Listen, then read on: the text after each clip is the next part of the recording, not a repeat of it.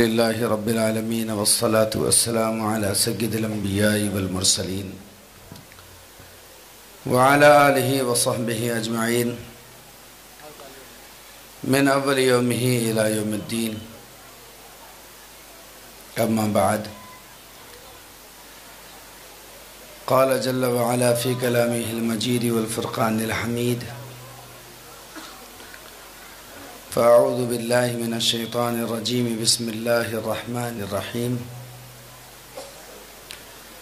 يرفع الله الذين آمنوا منكم والذين أوتوا العلم درجات. وقال محمد رسول الله صلى الله تعالى عليه وسلم: إنما بعثت معلما، أو كما قال عليه الصلاة والسلام. میرے محترم عزیز و بزرگ اور دوستو، بڑے ہی قابل احترام میرے دینی بھائیوں،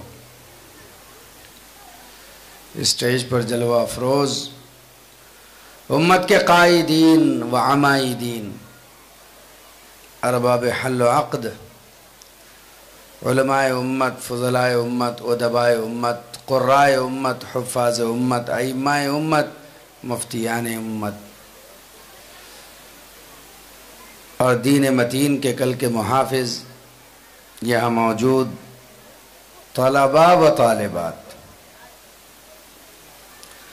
واقعتاً آج کی یہ مجلس قابل داد و تحسین ہے، اس قابل ہے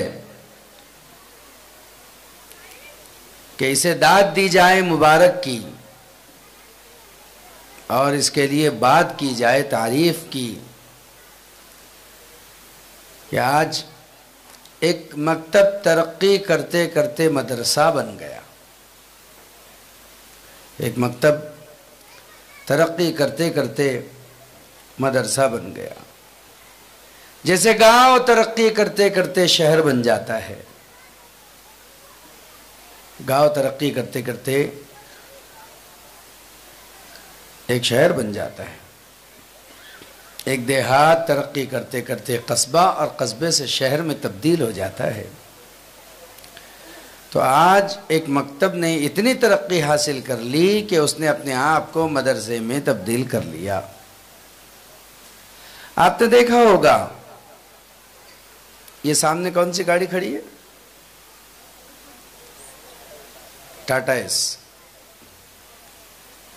میں ٹو ویلر چلاتے ہوئے جا رہا تھا، میرے سامنے ایک ٹاٹا ایس تھی، اس ٹاٹا ایس کے پیچھے یہ جو پترا بنا ہوا ہے، کیا کہتے ہیں اس کو، پھال کا، اس کے پھال کے پر پیچھے لکھا ہوا تھا: میں بڑا ہو کر ٹرک بنوں گا۔ اس میں لکھا ہوا تھا پیچھے کہ میں بڑا ہو کر ٹرک بنوں گا۔ میں بہت دیر تک اس کے پیچھے جاتا رہا، ہنستا رہا، اور طرح طرح کے خیالات میرے ذہن میں آتے رہے۔ میں خود ہی مسکراتا رہا، خود ہی خود کو سناتا رہا، خود ہی مزے لیتا رہا۔ میں نے سوچا اب یہ اگر بڑا ہوگا تو کیسے ہوگا، اب یہ چوڑا ہوگا تو کیسے ہوگا۔ اس نے تو تمنا کر لی ہے کہ میں بڑا ہو کر ٹرک بنوں گا، ظاہری اسباب تو کچھ نظر نہیں آتے کہ ٹرک کیسے بنوں گا۔ آؤ نا تم یہاں بیٹھ جاؤ، سب آ جاؤ، السلام علیکم، آ جاؤ ایسے۔ لیکن تم کو دیکھنے میں مجھے تکلیف ہوگی نا، آ جاؤ، نہیں اپنا ہی ہے نا، آ جاؤ جاؤ جاؤ۔ ارے یہاں آؤ نا، یہاں او جوانوں، آ جاؤ، ماشاء اللہ، دیکھو لو کتنے سمجھدار۔ آ جاؤ آ جاؤ، ادھر آ جاؤ، ادھر آ جاؤ، ادھر آ جاؤ، یہاں آ جاؤ، یہاں آ جاؤ، سامنے آ جاؤ۔ واہ واہ واہ واہ واہ، 1500 تو ایسی دبے ہوئے ادھر۔ آ جاؤ آ جاؤ آ جاؤ بھائی، آ جاؤ، اللہ تمہیں قبول کرے، آ جاؤ ماشاءاللہ۔ اے میری اماں، تم ادھر چلے جاؤ بچیوں میں۔ اور کون کھڑا؟ آؤ نا، میرے کو کتنا مڑنا پڑ رہا ہے، گردن میں درد ہے بولے پہلے۔ آ جاؤ آ جاؤ آ جاؤ بچوں، تم دور کھڑے، تم بھی آ جاؤ آ جاؤ۔ ارے ہم 35 کلومیٹر دور سے آئے، تم 35 قدم سے آ جاؤ۔ ماشاءاللہ۔ تھوڑا موڑ درست کر رہا تھا، तो उस पर लिखा हुआ था मैं बड़ा होकर के ट्रक बनूंगा। तो मैं सोचता रहा ये बड़ा कैसे होगा, ये कैसे ट्रक बनेगा। तो मेरे जहन में एक बात अल्लाह ने ये डाली कि इस टाटा एस के मालिक का आज़म है ये कि मैं इस टाटा एस की कमाई पर और इस टाटा एस पर इतनी मेहनत करूंगा कि आज तो ये टाटा एस नजर आ रहा है, आने वाले दिनों में मैं इसी की कमाई से एक ट्रक खरीदूंगा। तो मैंने फिर चलते चलते कह दिया आमीन, कि अल्लाह ताला इस आज़म रखने वाले के टाटा एस को ट्रक में तब्दील कर दे। उसके बाद से तो नहीं मुझे मालूम कि क्या हुआ क्या नहीं हुआ, अलबत्ता पता चला कि एक टाटा एस भी अपने अंदर ही आज़म रख रहा है। ए बच्चों खामोश बैठो बैठे। एक टाटा एस भी अपने अंदर ही आज़म रख रहा है कि उसे तरक्की करना है, उसे बढ़ना है, उसे परवान चढ़ना है, उसे आगे निकलना है। तो तरक्कियात उसका भी मुकद्दर बन रही है। ऐसे ही ये जब शुरू हुआ था, एक मकतब था हमारे निगाहों में बसा हुआ है आज भी वो दौर कि जब इसकी इब्तिदा हुई थी, ये कहाँ चला, ये कैसे चला, उसके दास्तान के बहुत से टुकड़े और हिस्से तो आपको मौलाना मुबश्शिर साहब ने सुनाई दिए, उनके आज़ाइम और उनके जज़ाइम भी आपको सुना ही दिए। लेकिन ये सिर्फ हवा नहीं है, हवा मंसूरा बातें नहीं है, ये अमल में आई है, ये अमली तौर पर नतीजा पाई है कि एक मकतब ने आज हाफिज बनाना शुरू कर दिए और हुफ्फाज वहाँ अब क़याम करने लगेंगे, उनका ताम भी होगा। यानी ये जिस तरीक़े से पहले मकतब था अब मदरसे की शक्ल में चलेगा। असल नतीजा तो अमली नतीजा होता है, अल्फाजों से कुछ नहीं होता, मेरी तकरीर से कुछ नहीं होता और मेरे तहरीर और मेरे तबसरे से कुछ नहीं होता। असल होता है कि हम उसको अमली जामा पहनाएं। और अमल बड़ी चीज़ है और इंसान अमल की कवी मशीन है। अगर आदमी अपने अमल से दूसरों को काबू में लाना चाहे तो बआसानी ला सकता है, इसलिए कि जुबान किसी के दिल और दिमाग को मुतासिर तो कर सकती है लेकिन काबू में नहीं कर सकती। बहुत ज़माने तक कोई आदमी किसी के तासुर के घेरे में नहीं रह सकता। हाँ, अगर कोई किसी के अमल से मुतासिर होता है तो उसका अमल उसके दिल और दिमाग में गजी हो जाता है, बल्कि पनाह पकड़ लेता है और फिर वो आदमी उससे वाबिस्ता भी हो जाता है, उससे मुंसलिक हो जाता है। इसीलिए तो हमारे यहाँ अमली जिंदगी बहुत कम है। दुनिया में बिगाड़ आने का एक बड़ा सबब यह है कि हमारे यहाँ पर लिखने का रिवाज बहुत है, बोलने का रिवाज बहुत है, लेकिन करने का रिवाज बहुत कम है। देखिए, आप देखते होंगे ये इस गए गुजरे दौर में 50% से ज्यादा तबका आपको ऐसा मिलेगा जो रात दिन व्हाट्सएप पर लगा हुआ है, खूब लिख रहा है, मज़ामीन छप रहे हैं, तहरीरें आ रही है, इस्लाही बयानात आ रहे हैं, तकरीरें आ रही हैं और बड़े बड़े मवाद आ रहे हैं। और जो कुछ आज यहां हो रहा है ये भी कल आप उस पर देख लेना। बल्कि आपका जलसा खत्म नहीं हुआ तो धड़ल्ले से माशाअल्लाह आप देखेंगे कि यूट्यूब भी गूंज रहा होगा, टेलीग्राम भी गूंज रहा होगा, फेसबुक भी गूंज रहा होगा, इंस्टाग्राम भी गूंज रहा होगा। ये जो कुछ यहां हुआ है ये सब कुछ उस पर मुंतकिल हो जाएगा। एक शायर गुजरा है किसी जमाने में, तुरफा बिन अब्दुल बकरी। तो तुरफा का कहना था वो याती का बिल अखबारी बल्लम युज़व्विदी, है लोगों तुम पर एक दौर ऐसा आएगा कि लोग बगैर पैसा लिए कि तुमको खबरें सुनाएंगे, कुछ नहीं लेंगे, तुमसे कोई मुआवजा नहीं लेंगे और तुम्हें खबरें सुनाना शुरू करेंगे।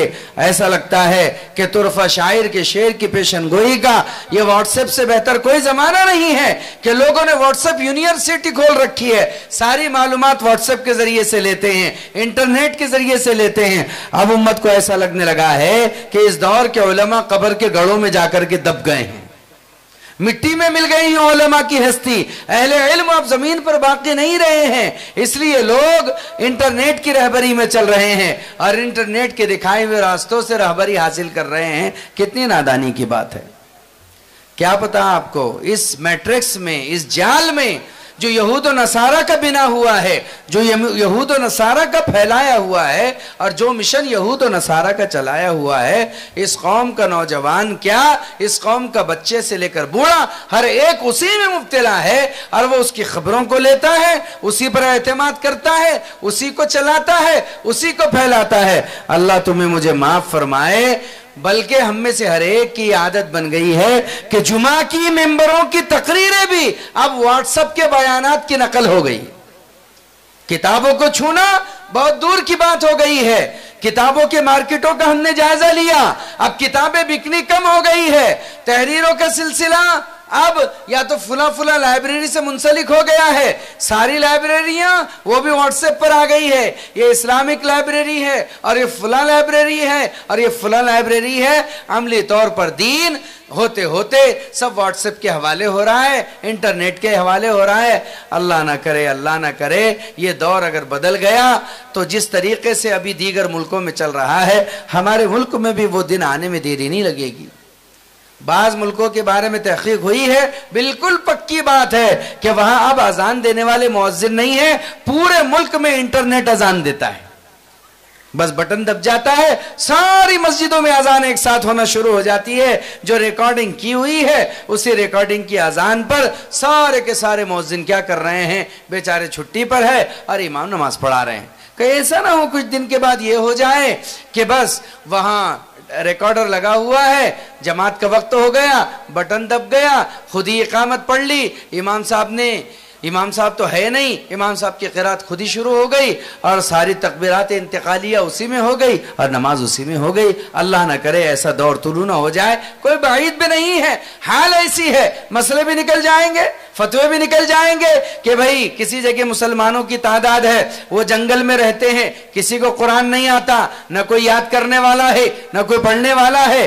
آپ بتائیے ایسے جگہ پر اگر کسی کے پاس موبائل ہے، موبائل میں قرآن ہے، امام کی قرات ہے اور نماز ہے یا کسی جگہ چل رہی ہے، تو کیا ہم اس کا اقتداء کر سکتے ہیں؟ تو کیا ہم اس کا اتباع کر سکتے ہیں؟ اب فتووں میں علماء اکرام بیچارے الجھ جائیں گے۔ ایک آدمی ہوگا وہ پورے دنیا کی انٹرنیٹ پر امامت کرے گا، حالات بگڑ جائیں گے۔ امت اس قدر انٹرنیٹ کی فرینڈشپ میں لگی ہوئی ہے، اس کی دوستی میں لگی ہوئی ہے کہ بعض جگہ کے جھگڑے نمٹانے میں ہمیں اس لیے دقت ہو رہی کہ عورت کہہ رہی تھی کہ شوہر کو چھوڑ سکتی ہوں، موبائل نہیں چھوڑ سکتی۔ ایسے نتائج ہمارے سامنے آئے ہیں، میں آپ سے جھوٹ نہیں کہہ رہا ہوں، اللہ ایک مومن کی زبان سے جھوٹ کبھی نہ بلائے۔ ایسے معاملات ہمارے پاس آئے ہیں کہ صراحتاً لڑکیوں نے کہہ دیا کہ ہم موبائل نہیں چھوڑ سکتے، ہاں ہم ان کو چھوڑ سکتے ہیں، ان کو ہمارے ساتھ موبائل کو قبول کرنا پڑے گا۔ میں 2-4 گھنٹے ہی تو اپنے گھر والوں سے بات کرتی ہوں، خالی وقت میں تھوڑا سا موبائل کا بھوت لگا ہوا رہتا ہے۔ اللہ حفاظت فرمائے۔ میرے عزیزو، یہ علماء جو ابھی زمین پر تمہیں نظر آ رہے ہیں، ان کی یہ زندہ شکل ہے، ان سے رجوع کرو اپنے مسائل، ان سے ملو، ان سے جھلو۔ اللہ جزائے خیر دے ان مرکز نظام الدین والوں کو، وہ بار بار جو چیخ کر کے بات کہہ رہے ہیں، یہ بہت دور کی کوڑی ہے، بہت دور کی کوڑی ہے۔ وہ یہ کہہ رہے ہیں کہ ہر مسجد میں علماء اکرام کی ایک مجلس لگے، فقہ کی مجلس، یہ درس و تفسیر کی مجلس، یہ قرات قرآن کی مجلس، یہ تصحیح قرآن کی مجلس، یہ توحید و ایمان کی مجلس۔ وہاں علماء اکرام بیٹھے، کوئی ظہر کے بعد وقت دے رہا ہو، کوئی عصر کے بعد وقت دے رہا ہو، کوئی مغرب کے بعد وقت دے رہا ہو، اور ہمارے بچے، جوان، بوڑھے سب ان کے پاس جائے اور ان زندوں سے علم حاصل کرے اور تازہ علم حاصل کرے اور اپنے اندر داخل کرے۔ اس لیے کہ خیر القرون کا علم ایسا ہی تھا، خیر القرون کا علم ایسا ہی تھا کہ ساری مجلسیں مسجدوں میں لگا کرتی تھی۔ آپ تاریخ اٹھا کر کے دیکھیے گا، امام بخاری رحمت اللہ علیہ جو مصیبت میں آئے تھے وہ ٹیوشن نہ پڑھانے کی وجہ سے آئے تھے۔ آپ کو تاریخ اٹھانے پر پتہ چلے گا، इमाम बुखारी रहमतुल्लाहि अलैह जो मुसीबत में आए थे वो ट्यूशन न पढ़ाने की वजह से आए थे। हाकिम बुखारा ने कहा था आपसे कि आप मेरे घर पर आए और मेरे घर पर आकर मेरे बच्चों को पढ़ाए। उन्होंने कहा कि हदीस की अजमत बड़ी दो बाला है, मैं हदीस का इल्म लेकर तेरे घर तेरे महल पर आऊं, तेरे बच्चों को पढ़ाऊं, मैं हदीस के इल्म को जलील नहीं कर सकता। तेरे बच्चों से कह दे कि मस्जिद में मेरी मजलिस लगती है, उसी में आया करे, सबके साथ जानूए तलम्मुज़ इख्तियार किया करे और वहीं आकर के इल्म हासिल किया करे। इस पर नाराज हो करके फिर उन्हें बुखारा से शहर बदर किया गया था। हमने तो अक्सर इल्म आज ट्यूशनों के हवाले कर दिया। मैं समझता हूं इससे बड़ा मकरू अमल कोई नहीं है। किसी को अगर मेरी नजरिए से इख्तिलाफ हो तो होता रहे। हम अगर इल्म दूसरों के पास ले जाकर के देंगे तो इल्म अब हमारे हाथों से अपनी इज्जत खोएगा। मजबूर करें, इसी के लिए मकातिब कायम करे, इसी के लिए मदारिस कायम करे। आप कुओं को प्यासों के पास मत पहुंचाओ, बल्कि प्यासों को कुओं के पास लाने की कोशिश करो। हाँ, यह और बात है कि तुम इल्म सारे आलम में बादल बन करके बरसाओ, लेकिन इल्म की अहमियत अपनी जगह बाकी रखो, इल्म की ताकत अपनी जगह बाकी रखो। इल्म अपनी जात के अंदर एक जौहर होता है, इल्म अपनी जात के अंदर एक गोहर होता है। इल्म शाहों को झुकाने की ताकत रखता है, इल्म बादशाहों को ऊंचाई से नीचे की तरफ लाने की ताकत रखता है। अल्लाह ने इल्म में जो गोहर और जो जौहर छुपा रखे हैं उसका मुकाबला कायनात में कभी किसी से नहीं होता। इसलिए अल्लाह ने इज्जत इल्म और अमल दोनों के साथ लगा रखी है, इल्म और अमल दोनों के साथ जोड़ रखी है। अगर इल्म के साथ अमल मिल जाता है तो वो आदमी कहां के कहां पहुंच जाता है। और ये सारा मजमा यूं ना समझे कि आलिम बनने की एक उम्र होती है, हाफिज बनने की एक उम्र होती है, कारी बनने की एक उम्र होती है। ये बात छोड़ दीजिए। हम तो ये चाह रहे हैं कि आपकी भवें सफेद हो गई हो और आप इल्म सीखने की कोशिश कर रहे हो। आपकी जुबान में लुकनत तारी क्यों ना हो और आपके हाथों में कपकपी तारी क्यों ना हो और आप राशा के मरीज क्यों ना हो और आपसे लफ्ज़ अल्लाह भी सही क्यों ना बोला जा रहा हो। आप इस आलम में भी इल्म सीखने की कोशिश करें। इल्म सीखने की कोई उम्र नहीं हुआ करती, इल्म सीखने का कोई जमाना नहीं हुआ कर सकता होता, बल्कि अजीजों बुजुर्ग और दोस्तों, आदमी मां की गोद से कब्र की गोद तक इल्म सीख सकता है, इल्म हासिल कर सकता है। हमारे हिंदुस्तान के एक मुहद्दिस गुजरे हैं जो बुरहानपुर के थे। उन्होंने किताब लिखी है, किताब का नाम था, बल्कि है अभी तो कुतुब खानों में बड़े तज़ाक और एहतशाम के साथ वो किताब पाई जाती है। उस किताब का नाम था कंजुल उम्माल। मौरिखों ने लिखा है कि जब वो ये हदीस लिख करके फारिग हुए तो जनाब मोहम्मद रसूलुल्लाह सल्लल्लाहु अलैहि वसल्लम उनके ख्वाब में तशरीफ़ लेकर के आए और ख्वाब में आकर के आपने जिस अल्फाज या जिस अंदाज में आपसे खिताब किया वो ये था, कहा ए शेखुल हदीस, तुमने हमारे अल्फाजों का, बयानों का, आसार का, अक़वाल का, अफ़आल का बड़ा बेहतरीन गुलदस्ता तैयार किया है। तो साहिब कंजुल उम्माल, उनका नाम था शेख अली मुत्तकी। आज भी उनके नाम से एक मदरसा है जो वहाँ पर मौलाना मुफ्ती रहमतुल्लाह साहब गालिबन दाऊद बरकातहुम चलाते हैं। उस ज़माने में खानका भी थी बहुत बड़ी बुरहानपुर में, अभी गालिबन उसके कुछ आसार है।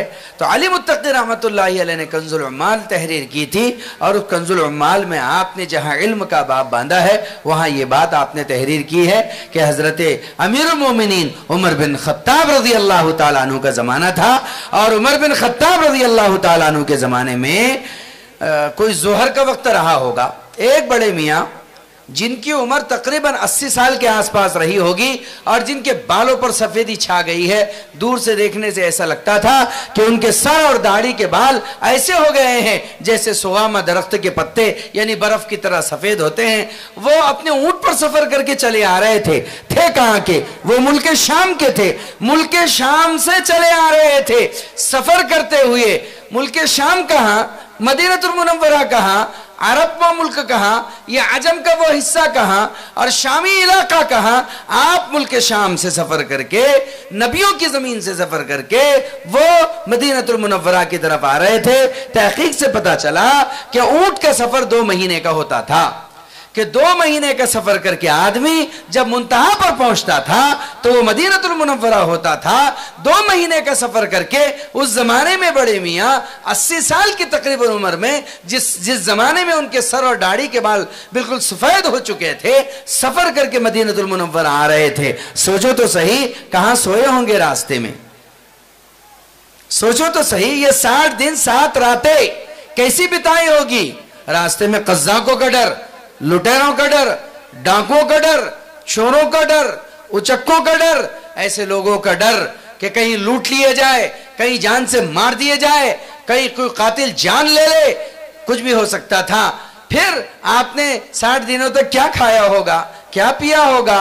बहरहाल तोशा साथ में होगा, एक ऊंट आपके साथ में है, ऊंट को कैसे चराया होगा, उसको कैसे पिलाया होगा, कितने घंटे चराते होंगे, कितने घंटे पिलाते होंगे, कहां से पानी लाए होंगे। बहरकैफ ये इसलिए सोचा जा रहा है कि इस उम्र में एक आदमी, यानी 80 साल की उम्र में एक बूढ़ा शख्स वो मदीनतुल मुनव्वरा की तरफ आ रहा है। जब वो मदीनतुल मुनव्वरा पहुंचे और मस्जिद नबवी के सामने आए, एक पत्थर था, उस पत्थर से आपने अपने ऊंट को बांध दिया, उस पत्थर से आपने अपने ऊंट को बांध दिया और बांध करके कमर सीधी की थी ताकि मस्जिद की तरफ जाए।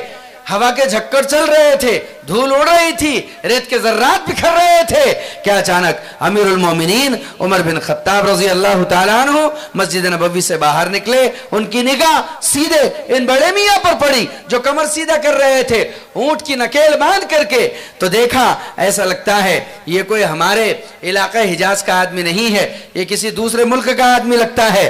तो उनके करीब आए और उनको सलाम किया अमीरुल मोमिनीन उमर बिन खत्ताब रजी अल्लाह तआला अन्हु ने। और सलाम करने के बाद अमीरुल मोमिनीन ने यह कहा कि बड़े मियाँ आप मदीने के तो नहीं लगते, हिजाज के तो नहीं लगते, कहां के हो, कहां से आ रहे हो? तो बड़े मियाँ ने कहा कि मैं मुल्क शाम से आ रहा हूं। तो अमीरुल मोमिनीन ने कहा वमा लना वली अहली शाम, कि हमसे मुल्क शाम वालों को क्या काम पड़ गया कि तुम अपने मुल्क से यहां आ रहे हो इतने दूर का सफर करके? क्या बात है, क्या मकसद है, तुम क्यों आए हो मदीनतुल मुनव्वरा? तो उन बड़े मियाँ ने बड़े सादगी से जवाब दिया कि हजरत बात कुछ नहीं है, मैं तो बस मदीनतुल मुनव्वरा अत्तहियात सीखने के लिए आया हूं। ये जुमला सुनना था कि अमीरुल मोमिनीन उमर बिन खत्ताब रज़ी अल्लाह तआला अन्हु की आंख में आंसू आ गए, डबडबाती आंखों से और हिचकती सिसकती जुबान से अमीरुल मोमिनीन ने उस वक्त ये कहा था, बड़े मियाँ कसम उस जात की जिसके कब्जे में उमर की जान है, अगर आप इसी मकसद के लिए आए हैं कि आपके इतने दूर दराज का सफर करके मदीनतुल मुनव्वरा में आना सिर्फ तहियात सीखने की गर्ज है, उमर गवाही देता है अल्लाह आप पर जहन्नम की आग हराम कर देगा। इस उम्र में लोग मदीना जाकर के अत्तहियात सीख रहे थे, इस उम्र में लोग मदीना जाकर के अपनी नमाजों को दुरुस्त कर रहे थे। मेरे अजीजों बुजुर्ग और दोस्तों, इल्म सीखने की कोई उम्र नहीं हुआ करती। रसूलुल्लाह सल्लल्लाहु अलैहि वसल्लम ने अपने आप को मुअल्लिम बताया है, फरमाया इन्नमा बुइस्तु मुअल्लिमन, बस बात यही है कि मुझे अल्लाह ने मुअल्लिम बना करके भेजा है, तालीम देने वाला बना करके भेजा है, इल्म सिखाने वाला बना करके भेजा है। इसलिए जनाब मोहम्मदुर रसूलुल्लाह सल्लल्लाहु तआला अलैहि वसल्लम इल्म सिखाने में सारी कायनात के उस्ताद हैं। आपके भी मेरे भी सारी कायनात के। आयशा ने आपसे इल्म लिया, सारे सहाबा ने आपसे इल्म लिया, अगलों ने आपसे इल्म लिया, पिछलों ने आपसे इल्म लिया, यहां तक के आसमान के फरिश्तों की तारीख उठा करके पढ़ेंगे तो कहीं वो मिलेंगे जिन्होंने खुद रसूलुल्लाह सल्लल्लाहु तआला अलैहि वसल्लम से इल्म लिया है। तो आप सल्लल्लाहु अलैहि वसल्लम ने अपनी हैसियत एक मुअल्लिम की बनाई है। इसलिए मैं तो उलमा इकराम से कहता हूं, आपके लिए मेरे लिए दो निस्बतें कायनात में इतनी बड़ी है कि उन निस्बतों के होते हुए न किसी के दाल की जरूरत है, न किसी के माल की जरूरत है, न किसी के रोटी की जरूरत है, न किसी के बोटी की जरूरत है, न किसी के बड़ी की जरूरत है, न किसी के छोटी न कोठी की जरूरत है। किस चीज की जरूरत नहीं। پہلی نسبت تو یہ ہے کہ محمد رسولullah صلی اللہ علیہ وسلم نے علم کے حاصل کرنے والوں کو اپنا وارث کہا ہے. کیا کہا ہے؟ اہل علم کو، طلبہ کو رسول اللہ صلی اللہ علیہ وسلم نے اپنا وارث کہا ہے. ہم علماء کرام نے یہ نہیں کہا کہ ہم رسول اللہ کے وارث ہیں. کس نے کہا؟ ارے بولو نا. رسول اللہ صلی اللہ علیہ وسلم نے انہیں اپنا وارث کہا ہے. انہوں نے اپنے آپ کو آپ کا وارث نہیں کہا. جیسے کہ حدیث شریف میں اللہ کے رسول صلی اللہ علیہ وسلم نے، آپ صحاح کی حدیثیں اٹھائیں گے تو پتہ چلے گا، آپ صلی اللہ علیہ وسلم نے پوری امت کے جو آنے والی ہے ایمان کی تعریف کی اور کہا ہے کہ 7 مرتبہ خوشخبری ہو ان کے لیے جو بعد میں آئیں گے، جن کے درمیان میں نہیں رہوں گا. ایک رقعہ معلقہ ہوگا، اس کو دیکھ کر وہ مجھ پر، قرآن پر، اللہ پر ایمان لے کر کے آئیں گے. تو صحابہ اکرام نے ششدر ہو کر تعجب کیا. تو آپ صلی اللہ علیہ وسلم نے فرمایا وہ میرے بھائی ہوں گے. کون؟ اجی کون؟ جو بعد کے زمانے میں آئیں گے. الذین جاؤ بعدکم، جو تمہارے بعد یعنی صحابہ کے بعد جتنے آئیں گے، اللہ کے رسول نے ان کو بھائی کہا ہے. یعنی آپ کو، ہم کو بھائی کہا ہے. ہماری کیا ہمت ہے کہ ہم رسول اللہ صلی اللہ علیہ وسلم کو بھائی کہہ دیں؟ ہم نے نہیں کہا، رسول اللہ نے کہا. تو ایسے ہی علماء کو وارث خود رسول اللہ نے کہا ہے. یہ اعزاز رسول اللہ نے دیا ہے، یہ اکرام رسول اللہ کی طرف سے ہوا ہے. اس لیے اللہ کے رسول صلی اللہ تعالی علیہ وسلم نے جس عملے اور مجمع کو تیار کیا تھا وہ صفہ کے چبوترے پر تھا.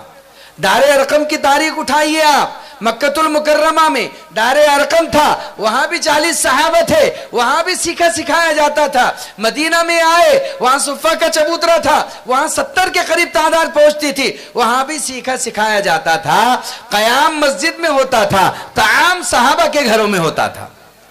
جی ہاں، آپ سعد ابن عبادہ کے بارے میں پڑھیں گے رضی اللہ تعالیٰ عنہ. سعد ابن عبادہ رضی اللہ تعالیٰ عنہ ان طالب علموں پر اتنا خرچ کرتے تھے کہ کبھی کبھی سعد ابن عبادہ کے یہاں روزانہ 80 صحابہ جا کر کھانا کھاتے تھے. وہ کون ہوتے تھے؟ وہ علم کے حاصل کرنے والے ہوتے تھے. وہ علم کے حاصل کرنے والے ہوا کرتے تھے.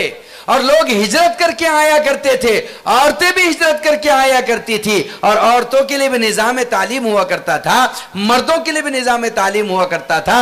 صفہ سے جو لوگ فارغ ہوا کرتے تھے انہیں قرائے مدینہ کہا جاتا تھا. انہیں قرائے مدینہ کہا جاتا تھا. اور انہی قراء کو، انہی اہل علم کو رسول اللہ صلی اللہ علیہ وسلم دیگر علاقوں میں علم سکھانے کے لیے بھیجتے تھے. آپ نے سنا ہوگا 70 قاریوں کی جماعت شہید ہوئی تھی. رسول اللہ ان قراء کے شہید ہونے پر اتنے ناراض ہوئے تھے کہ آپ نے بددعا کی تھی شہید کرنے والوں پر. یہ پہلا تاریخ کا واقعہ ہے. تو ان سے کام لیا گیا، اہل علم سے، تبلیغ کا بھی، تعلیم کا بھی، تدریس کا بھی، اور بعد کے زمانے میں تصنیف کا بھی، تالیف کا بھی، اور بعد کے زمانے میں تزکیہ کا بھی، خانقاہ کا بھی. تو یہ علم ہے، یہ مدارس ہیں جن کے ذریعے سے ساری دنیا میں اچھال بھی آئے گا، ابال بھی آئے گا. اس لیے اس زمانے میں لوگ ان پر خرچ کرنا اپنے لیے فخر کی بات سمجھتے تھے. حضرت عمر رضی اللہ تعالیٰ عنہ کا جب زمانہ آیا تو 40 لاکھ مربع میل زمین عورس چورس وہ قبضہ اسلام میں آ چکی تھی. لیکن اس زمانے میں کوئی ایسا پختہ نظام نہیں تھا کہ وہاں علم کا اہتمام کیا جائے. امیر المومنین عمر بن خطاب رضی اللہ تعالیٰ عنہ نے مسجد نبوی میں 2 صحابہ کو، جس میں حضرت ابی بن کعب رضی اللہ تعالیٰ عنہ بھی تھے، 2 صحابہ کو 15,000 دینار، بعض روایت میں 1500، بعض میں 15,000 دینار پر وہاں معلم بنا کر کے رکھا تھا جو مدینے کے بچوں کو مسجد نبوی میں تعلیم دیا کرتے تھے. نظام تھا. اس لیے ان نظاموں کو زندہ کرنا ہے. ان نظاموں سے دین بھی زندہ رہے گا، اسلام بھی زندہ رہے گا. تھوڑا سا اپنے جیب کو دھکا لگا لیا کرو، تھوڑا سا اپنے جیب کو دھکا لگا لیا کرو. یاد رکھو، آدمی کا سب سے قیمتی پیسہ وہ ہوتا ہے، سب سے قیمتی پیسہ وہ ہوتا ہے جو مسجد، مدرسہ، راہ خدا، ان مقامات پر خرچ کرے. اعلیٰ درجے کا پیسہ ہوتا ہے. اس میں اسلام کی بھی مدد ہوتی ہے اور اہل اسلام کی بھی مدد ہوتی ہے، مسلم کی بھی مدد ہوتی ہے اور اہل ایمان کی بھی مدد ہوتی ہے، اور ایمان اور اسلام کی بھی مدد ہوتی ہے۔ کبھی کبھی بھئی یہ بیٹھ جاؤ، سب بیٹھ جاؤ، میری تقریر ہو گئی ہے، میں بس لب لباب بیان کرنے جا رہا ہوں۔ کبھی کبھی آدمی 1 روپیہ ان پر خرچ کرتا ہے اور وہ روپیہ اسے آسمانوں کی طرف اٹھا کر لے کر چلا جاتا ہے۔ کبھی کبھی آدمی ان کے لیے ایک قرآن خرید کر کے دے دیتا ہے، وہ قرآن ایک کے حافظ بننے کا سبب بن جاتا ہے اور آگے وہ قرآن اسے اونچے مراتب پر لے کر کے چلا جاتا ہے۔ حضرت شیخ زکریا رحمت اللہ علیہ ایک بات فرمایا کرتے تھے۔ حضرت شیخ کہتے تھے کہ اے لوگو، رسول اللہ صلی اللہ علیہ وسلم کا مشورہ ہے، عالم بنو، طالب علم بنو، ان کی سننے والے بنو، ان سے محبت کرنے والے بنو، ان کی مخالفت کرنے والے مت بنو کہ تم ہلاکت میں پڑ جاؤ گے۔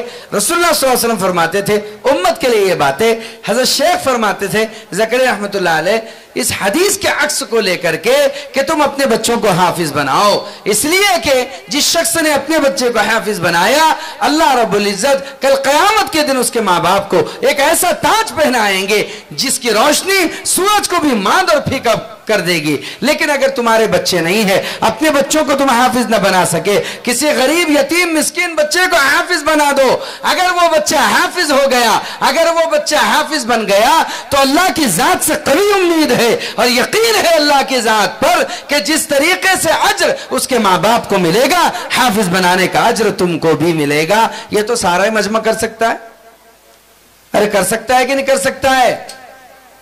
ہم میں سے ہر ایک کر سکتا ہے۔ ذرا سا آگے آنے کی ضرورت ہے۔ لوگ سالانہ رسومات پر پیسے خرچ کرتے ہیں، منگنیوں پر خرچ کرتے ہیں، اور پتہ نہیں کوئی اڈے بڈے پر خرچ کرتا ہے، کوئی ادھر ادھر ٹورسٹ پر خرچ کرتا ہے، گھومنے پھرنے پر، اور پتہ نہیں کیسے کیسے کاموں پر خرچ کرتا ہے، لیکن اس کی زندگی میں اس دین کے کام پر اور بلکہ اصل دین کے کام پر خرچ کرنے کے لیے کوئی جگہ ہی نہیں ہے اور کوئی اس کے پاس حصہ ہی نہیں ہے۔ میں نے تاریخ میں محمود غزنوی کے ایک واقعہ پڑھا، اس واقعے سے جو بات سمجھ میں آئی وہ میں آپ کو سمجھانا چاہتا ہوں۔ جو بات میں نے سمجھی اس واقعے سے، اسے آپ بھی سمجھیے اور ہم سب اسے سمجھیں، اس لیے کہ ہمارے یہاں مشہور ہے محاسب مت بنو میرے بزرگوں، حساب اللہ کے ذمہ چھوڑو، تم اپنے نیکی کے کام کو کرتے رہو، تم نیکی بجا لاتے رہو، تم نے اگر کھوٹے کو بھی دے دیا تو انشاءاللہ اللہ کی ذات سے امید کرو، تم اگر دھوکے میں بھی گرے تو اللہ کے ہاں کہیں نہ کہیں تمہیں اجر مل جائے گا، اگر کوئی تمہیں دغا دے گیا تب بھی تمہیں اجر مل جائے گا۔ لیکن چند ایک کی وجہ سے آدمی کو کچھ ایسا نہیں کرنا چاہیے جس کی وجہ سے پوری دنیا کے اندر دین کی بدنامی ہو، اہل علم کی بدنامی ہو۔ لوگوں نے اس کو شیوہ بنا رکھا ہے، بلکہ بعض لوگ مدرسوں کی معاونت سے روکتے ہیں، بعض لوگ تعاون سے روکتے ہیں، بعض لوگ خرچ کرنے سے روکتے ہیں۔ یہ نہایت نٹھلے درجے کی بات ہے کہ آدمی کو ان مدارس و مکاتب و مساجد پر خرچ کرنے پر روکا جائے اور ٹوکا جائے، نٹھلے درجے کی بات ہے۔ محمود غزنوی اس ملک کا بادشاہ گزرا ہے، کسی زمانے میں غزن کا۔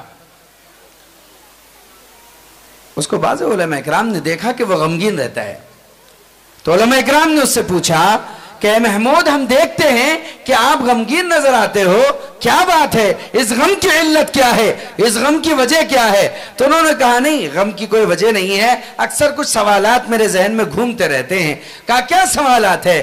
کہ میں یہ سوچتا ہوں ان علماء میں ایسا کیا رکھا ہے کہ رسول اللہ نے انہیں اپنا وارث کہا ہے؟ مجھے کبھی کبھی شبہ ہوتا ہے کہ یہ حدیث صحیح بھی ہے یا نہیں۔ دوسرا، میں کبھی یہ سوچتا ہوں کہ میں وہ کون سا کام کروں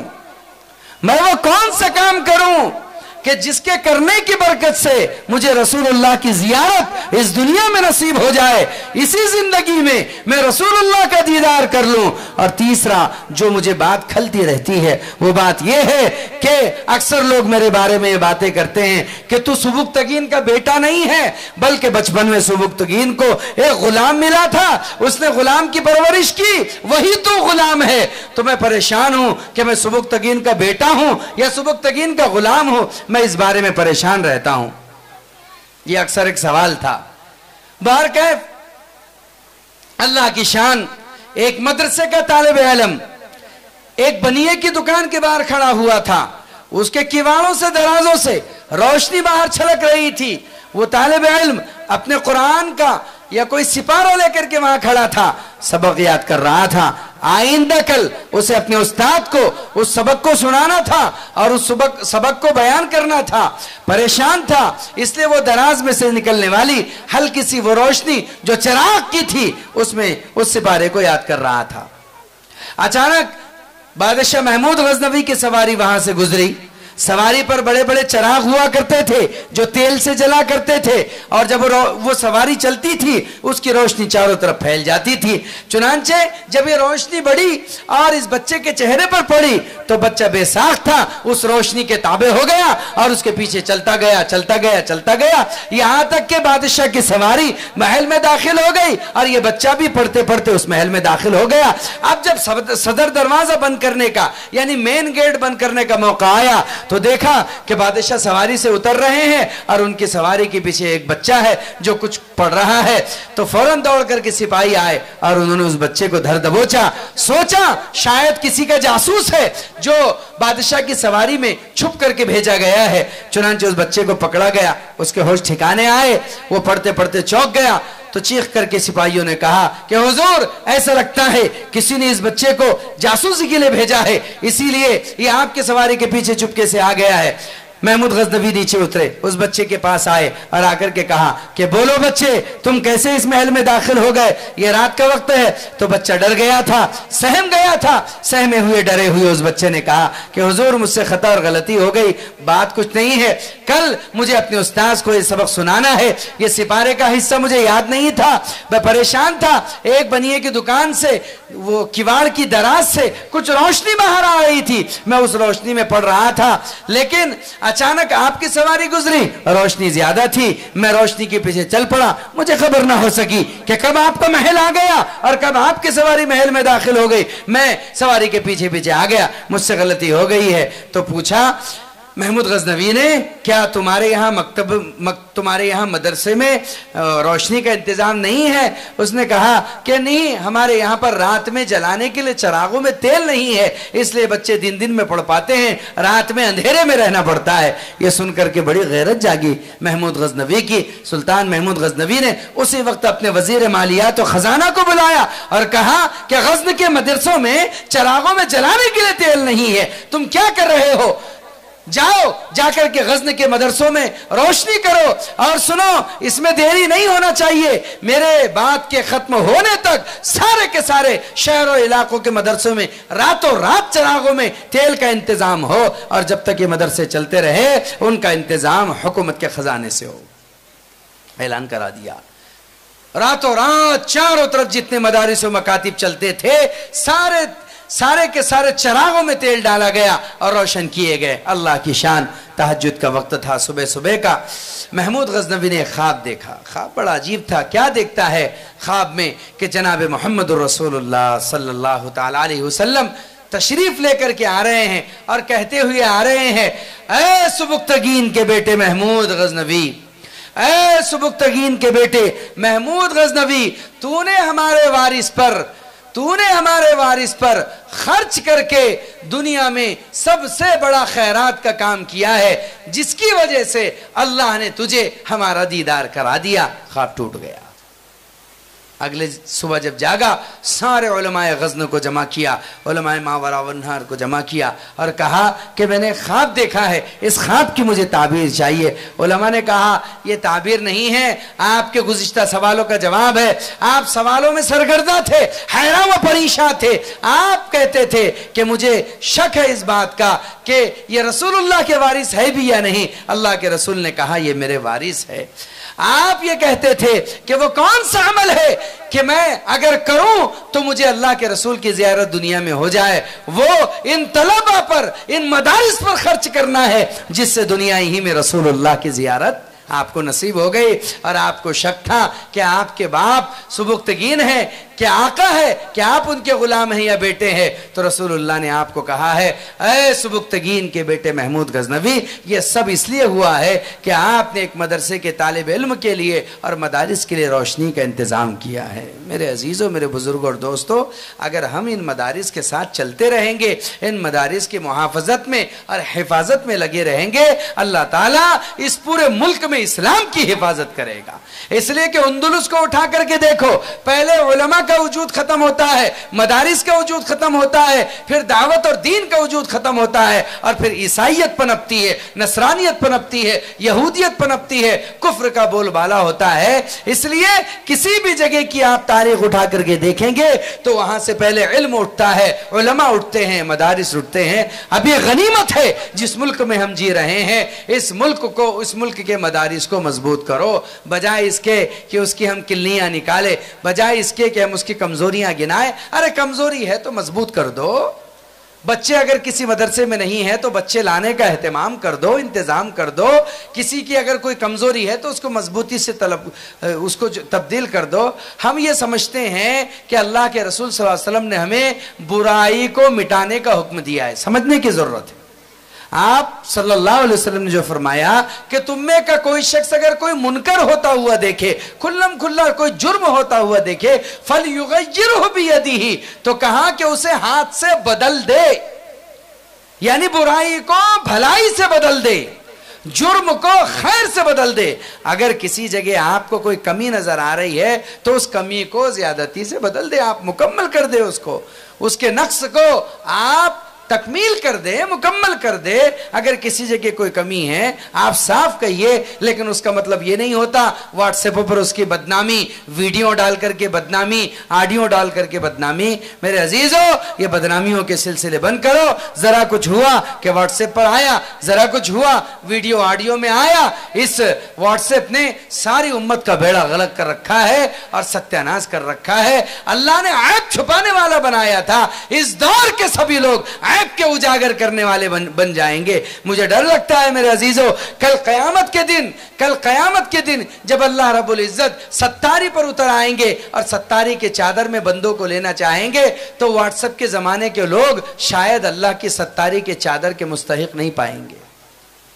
इसलिए कि इन्होंने इतने ऐब खोले हैं इस जमाने में, इतने ऐब चलाए हैं लोगों के इस जमाने में, दूसरा काम ही नहीं है। मेरे अजीजों, हम ये नहीं कहते कि व्हाट्सएप की तहरीरें जायज नहीं, तकरीरें जायज नहीं, बयाना सब जायज है, कोई इनकार नहीं। ये सब जायज तो हो सकते हैं लेकिन हुदूद सुन्नत में नहीं हो सकते। इसलिए आपको चाहिए कि आप इल्म बराह रास्त उलमा से हासिल करें, अपने बच्चों को बराह रास्त उलमा की खिदमत में दे, बराह रास्त मदारिस में दाखिल करें। इल्म बराह रास्त मकतब से मिल रहा हो, औरतों के भी मदरसे हों जो आने जाने वाले हों, औरतें के भी मदरसे हों जो आने जाने वाले हो, जैसे बच्चों के मकतब है आने जाने वाले हैं। कयाम के मदारिस लड़कों के हो, जहां पर मदारिस में कयाम होता हो, जहां से हाफिज बने, आलिम बने। क्या आप ये नहीं चाहते कि ये चांदूर अब इतने जमाने से है, चांद से बहुत दूर है, इसलिए चांदूर है ना, बहुत जमाना गुजर गया। क्या अब चांदूर की सरजमीन से उलमा फारिग नहीं होना चाहिए? क्या चांदूर की सरजमीन से अहले इल्म नहीं निकलना चाहिए? क्या इस सरजमीन से मुफ्ती ना बने? क्या इस सरजमीन से कुर्रा और हुफ्फाज ना बने? क्या यहाँ से मुहद्दिसीन ना निकले? क्या यहाँ से मुफस्सिरीन ना निकले? और क्या यहाँ से फुक़हा ना निकले, फुज़ला और उदबा ना निकले? अरे बोलो ना, चाहते कि नहीं चाहते? जोर से बोलो, अरे बोलो। हम सब चाहते हैं, अल्फाज भी बताना पड़ता। बोलो बोलो जरा। नहीं चाहते हैं? جب سب چاہتے ہیں تو صرف چاہنے سے کچھ نہیں ہوتا، چاہت کو عملی شکل دینا پڑتا ہے۔ اگر آپ یہاں سے اور 50 سال تک رسگلہ رسگلہ رسگلہ بولتے رہے، منہ میٹھا ہوگا؟ ارے ہوگا کیا؟ بول کر کے دیکھو۔ اور وہی اگر تھوڑا سا رسگلے کا ٹکڑا آپ کے منہ میں ڈال دے تو منہ میٹھا ہوگا کہ نہیں؟ اس کا تعلق کرنے سے ہوتا ہے۔ اب ماشاءاللہ ایک قدم بڑھایا ہے یہ حافظ آصف صاحب نے اور ان کی پوری ٹیم نے، تو قدم سے قدم ملائیے۔ اور ایک ادارہ ہے ماشاءاللہ آپ کے یہاں پر، یہ ایک اور ادارہ ہو گیا اللہ کے فضل سے، اور دیگر ادارے ہوں گے، ان اداروں کو پروان چڑھائیں۔ امید کرے کہ جیسے ماشاءاللہ اس دور کے اندر عصری علوم کے ساتھ یہ دینی علوم کا آغاز ہو رہا ہے، اس کا انشاءاللہ بڑا فرق پڑے گا۔ وقت دیکھے گا کہ ایک شخص ڈاکٹر ہوگا ساتھ میں حافظ بھی ہوگا، وقت آئے گا ایک شخص انجینئر ہوگا ساتھ میں حافظ و عالم بھی ہوگا، یہ وقت تاریخ میں انشاءاللہ آئے گا، ایک آدمی کلیکٹر بھی ہوگا، حافظ قرآن بھی ہوگا، اور یہ مدارس کی برکت سے ہوگا۔ اس لیے مدارس کے تعاون کے لیے ہاتھ آگے بڑھانا چاہیے، کریں گے انشاءاللہ؟ ارے کچھ لیے کہ نہیں؟ کچھ لینا وینا ہے کہ نہیں؟ ان سے نہیں لینا ہے؟ دیکھو کتنے بے نیاز آدمی ہیں، نہیں تو یہی ہم سب سے جمع کر لیتے تھے، آغاز یہی ہو جاتا تھا، لیکن بے نیاز آدمی ہیں۔ اس لیے آپ کی ذمہ داری بنتی ہے، جب قیام طعام کا مدرسہ ہو گیا تو اب زکوٰۃ کی رسیدوں کا لینا آپ کے لیے شرعاً، سمجھ رہے ہیں؟ ارے فتویٰ دے رہا ہوں بھائی، ہے مفتیان، ہے کہ نہیں؟ جب اب آپ کا مدرسہ قیام و طعام کا ہو گیا، سمجھ میں آ رہی بات، تو آپ کے لیے زکوٰۃ کے رقومات کا لینا تاکہ طلبہ پر خرچ ہو آسان ہے۔ زکوٰۃ کی تملیک ہونے کے بعد زکوٰۃ کا مال صاف ہو جاتا ہے، تملیک ہے اس کے لیے ہیل ہے تملیک، اس لیے آپ کے لیے شرعاً یہ بھی درست ہو جائے گا۔ اس لیے دیکھو میرے عزیز و بزرگوں، بات اسی مدرسے کی نہیں، بات آپ کے ہر مدرسے کی، اعلیٰ درجے کی بات آپ یہ سنو۔ ہم نے یہ بات نظام الدین کی چہار دیواری سے سنی ہے، اعلیٰ درجے کی زکوٰۃ وہ ہے کہ آدمی زکوٰۃ خود ادارے میں لے جا کر دے، ادارے کو آپ کے پاس آنا نہ پڑے، مدارس کو آپ کے پاس آنا نہ پڑے۔ آپ کے پاس تو دوڑ بھاگ کر کے مدرسے والوں کو صبح سے شام تک 6 چکر مارنا پڑتا ہے، تب کہیں جا کر کے آدمی کیا کرتا ہے، ایک رسید پھاڑتا ہے، وہ بھی سب ترنگی منہ بنا کر، ادھر سے آڑا ادھر سے تیڑا، نیچے آنکھ اوپر آنکھ، دانت پر دانت، زبان پر زبان، کیسا تیسا کر کے۔ کوئی سفیر آتا ہے تو چہرہ آدمی بناتا ہے اور 10 رانگاں اگر چلے جاتے ہیں، کوئی مدرسے کا محتمم ملنے آ جائے تو آدمی فوراً بہانہ بنا کر کے اٹھ کر کے چلے جائے، یہ مناسب نہیں، یہ مناسب نہیں ہے۔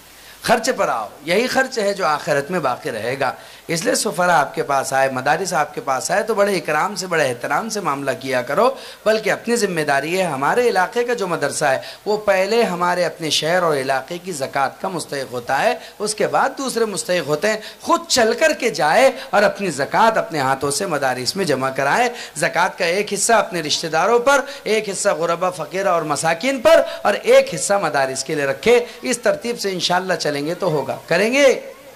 زکوٰۃ بولے تو 10-5 روپے کی نہیں ہوتی، اس دور میں ہر گھر کی عورت صاحب نصاب ہے، اس دور میں ہر گھر کی عورت صاحب نصاب ہے، اس لیے کہ اس کے پاس سونا چاندی ملا کر کے اتنے روپے ہو جاتے ہیں جس پر زکوٰۃ واجب ہو جاتی ہے۔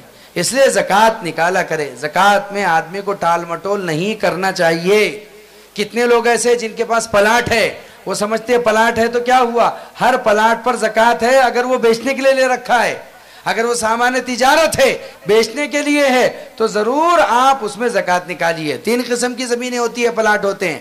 ایک زمین تو وہ ہوتی ہے جسے آپ نے بیچنے کے لیے لے رکھا ہے، اس میں زکوٰۃ ہے، چاہے کھیتی کی زمین ہو کوئی اور ہے۔ ہاں اگر آپ نے اسے کاشت کے لیے رکھا ہے تو اس پر زکوٰۃ نہیں ہے، بلکہ اس سے آنے والے غلے پر عشر وغیرہ ہے۔ آپ نے ایک پلاٹ خریدا ہے، اس کو بیچنے کے لیے رکھا ہے، تجارت کے لیے ہے، تو اس پر زکوٰۃ ہے۔ آپ نے اگر اس کو مکان بنانے کے لیے لے رکھا ہے تو اس پر زکوٰۃ نہیں ہے۔ آپ کی نیت اس میں 50-50 ہے، یا تو مکان بنا لیں گے یا تو اس کو بیچ ڈالیں گے، تو تب بھی زکوٰۃ نہیں ہے۔ کتنی شریعت نے آپ کو سہولت اور آسانی دے رکھی ہے۔ لیکن اگر آپ کی نیت خالص واقعتاً اس سے تجارت کی ہے، اس کو بیچنا ہے، آپ کو بیچنے کے لیے رکھا ہے، تو ٹال مٹول مت کیجئے، اس کی زکوٰۃ نکالیے۔ لوگوں کے پاس 1-1 کروڑ کا پلاٹ ہے، 2.5 لاکھ زکوٰۃ نکلتی ہے اس کی، کتنی؟ ارے بولو نا، 1 کروڑ کے پلاٹ کی زکوٰۃ کتنی وکیل صاحب؟ 2.5 لاکھ۔ اب کتنے ایسے لوگ موجود ہیں جن کے پاس کروڑ کے پلاٹ ہے؟ किसी के पास 50 लाख का है, काय के लिए? बेचने के लिए। तो आपको चाहिए 1.25 लाख ज़कात मदरसे में जमा कर दो, अपने कुछ रिश्तेदार गरीबों को दो, कुछ फकीरों को, मिस्किनों को दो, कुछ दीनी मिल्ली तंजीमों में जहां चलता है दो, कुछ को जेलों में से छुड़ाने के लिए दो। बहुत बड़े ज़कात का मामला हिस्सा निकलता है, उसको करो। करते क्यों नहीं? हमको करना चाहिए। हम बहुत टाल मटोल करते हैं। एक हमारे दोस्त थे बेचारे मेमन, वो मेरे पास आए, अब साहब खैरियत से? मैंने कहा अल्लाह का फजल है। क्यों जी भाई साहब क्या बात है? बोले अपने को ज़कात निकालने का है। वो बोलते ना, बोलते उलमा से पूछ के करो, इसलिए मैं ज़कात निकालने के लिए थोड़ा सा आपसे मालूमात लेने के लिए आया। मैंने बहुत अच्छी बात है। मैंने मजाक कर लिया, हमारे मदरसे की फाड़ना पड़ेगा आपको? नहीं बोले करेंगे ना। बोले तो मैंने क्या बात है? बोले वो ज़रा थोड़ा नौसारी से आगे, बोले अपना एक प्लाट है, उसकी ज़कात निकलती नहीं निकलती पूछना है। मैंने कहा कितना प्लाट है? ज़्यादा नहीं है, 80,000 फुट का है, दो एकड़ के आसपास कुछ था, 80,000 फीट का। मैंने कहा प्लाट बोलेंगे उसको कि खेत बोलेंगे? वही जो भी है। मैं समझ गया कि शुरू से जो है बहुत मामला ज़रा फतूर का दिख रहा है, दिमाग में कुछ और पक रहा है। तो मैंने कहा फिर क्या? तो मैं ये पूछने आया। बोले कि भाई ज़कात इसमें कायम में रहती है। मैंने कहा 3 शक्लें हैं, अगर वो तिजारत के लिए है तो उस पर ज़कात है, और अगर घर बनाने के लिए है तो ज़कात नहीं है, और 50-50 है तो तब भी ज़कात नहीं है। तो मुझसे कहने लगे तो मुफ्ती साहब ऐसा करो ना, उसको दूसरे ने तो तीसरे में डाल दो। मतलब उसका मैं मालिक हूं, मैं उसका ठेकेदार हूं। अगर मैं ये कहूं कि ठीक है दूसरे में डाल दो, तो आप 2 एकड़ में मकान बनाएंगे कि कब्रिस्तान बनाएंगे खानदान का? ऐसा क्या? बोले तो बोले फिर तीसरे इसमें, मतलब तीसरे में भी नहीं चलता ना। आप क्या बोल रहे? या तो बेच डालेंगे या तो मकान बनाएंगे। तो मकान तो बना ही नहीं सकते, कब्रिस्तान बन सकता खानदान का। अल्लाह अकबर। तो बोले 2 एकड़ तो बहुत का हो रहा। बोले अभी उधर मतलब क्या एकड़ चल रहा है? तो बोले 2-2.5 करोड़ रुपए चल रहा है, तो 5 करोड़ की ज़कात। मैंने कहा भाई साहब कितने का लिए थे? अब लिया हुआ तो अपना बहुत पुराना है। तो कहा मैंने कहा फिर भी कितने? तो बोले अपन ने 2.5 लाख रुपए एकड़ से लिए थे। मैंने कहा 2.5 लाख को अल्लाह ने 2.5 करोड़ कर दिया, आपको वो नहीं दिख रहा है? समझ में आ रही बात? आदमी को समझना चाहिए कि अल्लाह ने यूरोपी सदाकत किया है, तुम्हारे लिए बढ़ाया है, तुम्हें बढ़ता हुआ नहीं दिखता, माल का मैल नजर आता है। इसलिए आप अगर किसी फोड़े को ऐसा रखेंगे कि उसके अंदर का मवाद नहीं निकालेंगे तो पूरा पैर सड़ेगा। जिस माल की ज़कात नहीं निकलती वो माल सड़ जाता है, मुसीबतें लाता है, अजाब और तकालीफ लेकर के आता है। अपने अमवाल की ज़कातें निकालो। लोग तो भाई अल्लाह माफ फरमाए, ज़कात तो ठीक है, मस्जिदों में आला दर्जे का पैसा चलता, आज भी लोग 1 रुपया 2 रुपया डालने के आदी है मस्जिद में इस गए गुजरे दौर में। जबकि आपको गौर करने पर पता चलेगा कि मस्जिद की हवा हम इस्तेमाल करते, पानी हम इस्तेमाल करते, लाइट हम इस्तेमाल करते, कालीन चटाइयां हम इस्तेमाल करते, सभी हम इस्तेमाल करते, फिर भी हम मस्जिद में हफ्ते में 1 दिन 100 रुपए 50 रुपए नहीं डालते। हमारा सिस्टम है, मिजाज बिगड़ा हुआ है। मस्जिद में ऐसे डब्बा घूम रहा था, एक साहब ने जेब में से नोट निकाले, क्या बोलते अपने बरार में उसको, चिवड़ी हुई ऐसी जो रहती, जो हफ्ता भर कहीं नहीं चलती, हम कहाँ चला देते हैं उसको, मस्जिद में चला दे। उन्होंने निकाले जेब में से पीछे से, तो वही घड़ी पर घड़ी थी उसकी, 10 की नोट निकाल कर डिब्बे में डाले। तो पीछे से एक साहब ने ऐसे कंधे पर हाथ रखा और पीछे से 2000 रुपए की नोट उनको दी। तो ये फख्र करने लगे और रश्क करने लगे, क्या प्यारा आदमी है, मैंने 10 रुपये डाला, इसने कितने डाला? 2000 रुपए का नोट। ये है अल्लाह का बंदा, ये है अल्लाह का शेर, जिसने 10,000 रुपए 2000 रुपए डाले मस्जिद में, और मैंने कितने डाले? जब ये 2000 की नोट डब्बे में डाल चुके तो पीछे से जिन साहब ने वो नोट दी थी कहा, अरे भाई वो जो तुम 10 की नोट पीछे के जेब से निकाल रहे थे, ये 2000 की नोट तुम्हारे जेब से गिर गई थी। अल्लाह अकबर। मैंने तो सोचा कि हफ्ता भर नींद नहीं आई होगी, क्या मुसीबत है कि 2000 की नोट मस्जिद में चली गई, हफ्ता भर बीवी से लड़ा होगा साहब।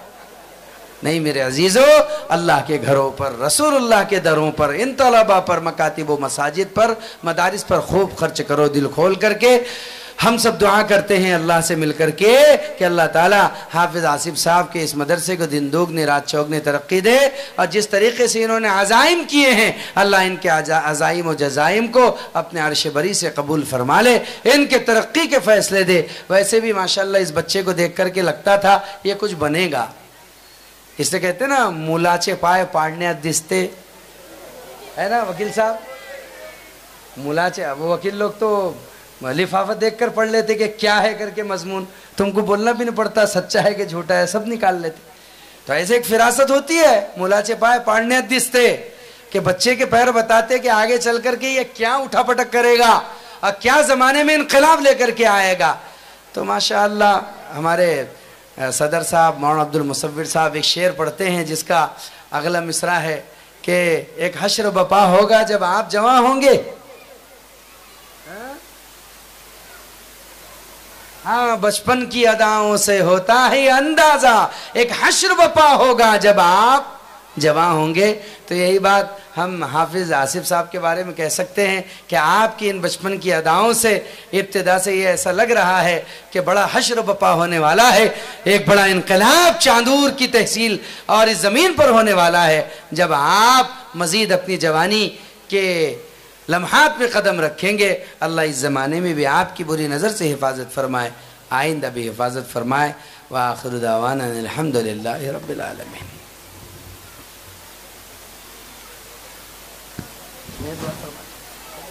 का बिना हुआ है जो यहूद और नसारा का फैलाया हुआ है और जो मिशन यहूद और नसारा का चलाया हुआ है, इस कौम का नौजवान क्या, इस कौम का बच्चे से लेकर बूढ़ा हर एक उसी में मुब्तला है और वो उसकी खबरों को लेता है, उसी पर एतमाद करता है, उसी को चलाता है, उसी को फैलाता है। अल्लाह तुम्हें मुझे माफ फरमाए। बल्कि हम में से हर एक की आदत बन गई है कि जुमा की मेंबरों की तकरीरें भी अब व्हाट्सएप के बयानात की नकल हो गई। किताबों को छूना बहुत दूर की बात हो गई है। किताबों के मार्केटों का हमने जायजा लिया, अब किताबें बिकनी कम हो गई है। तहरीरों का सिलसिला अब या तो फुला फुला लाइब्रेरी से मुंसलिक हो गया है, सारी लाइब्रेरियां वो भी व्हाट्सएप पर आ गई है। ये इस्लामिक लाइब्रेरी है और ये फुला लाइब्रेरी है और ये फुला लाइब्रेरी है। अमली तौर पर दीन होते होते सब व्हाट्सएप के हवाले हो रहा है, इंटरनेट के हवाले हो रहा है। अल्लाह ना करे, अल्लाह ना करे ये दौर अगर बदल गया तो जिस तरीके से अभी दीगर मुल्कों में चल रहा है, हमारे मुल्क में भी वो दिन आने में देरी नहीं लगेगी। बाज मुल्कों के बारे में तहकीक हुई है, बिल्कुल पक्की बात है कि वहां अब अजान देने वाले मुअज्जिन नहीं है, पूरे मुल्क में इंटरनेट अजान देता है।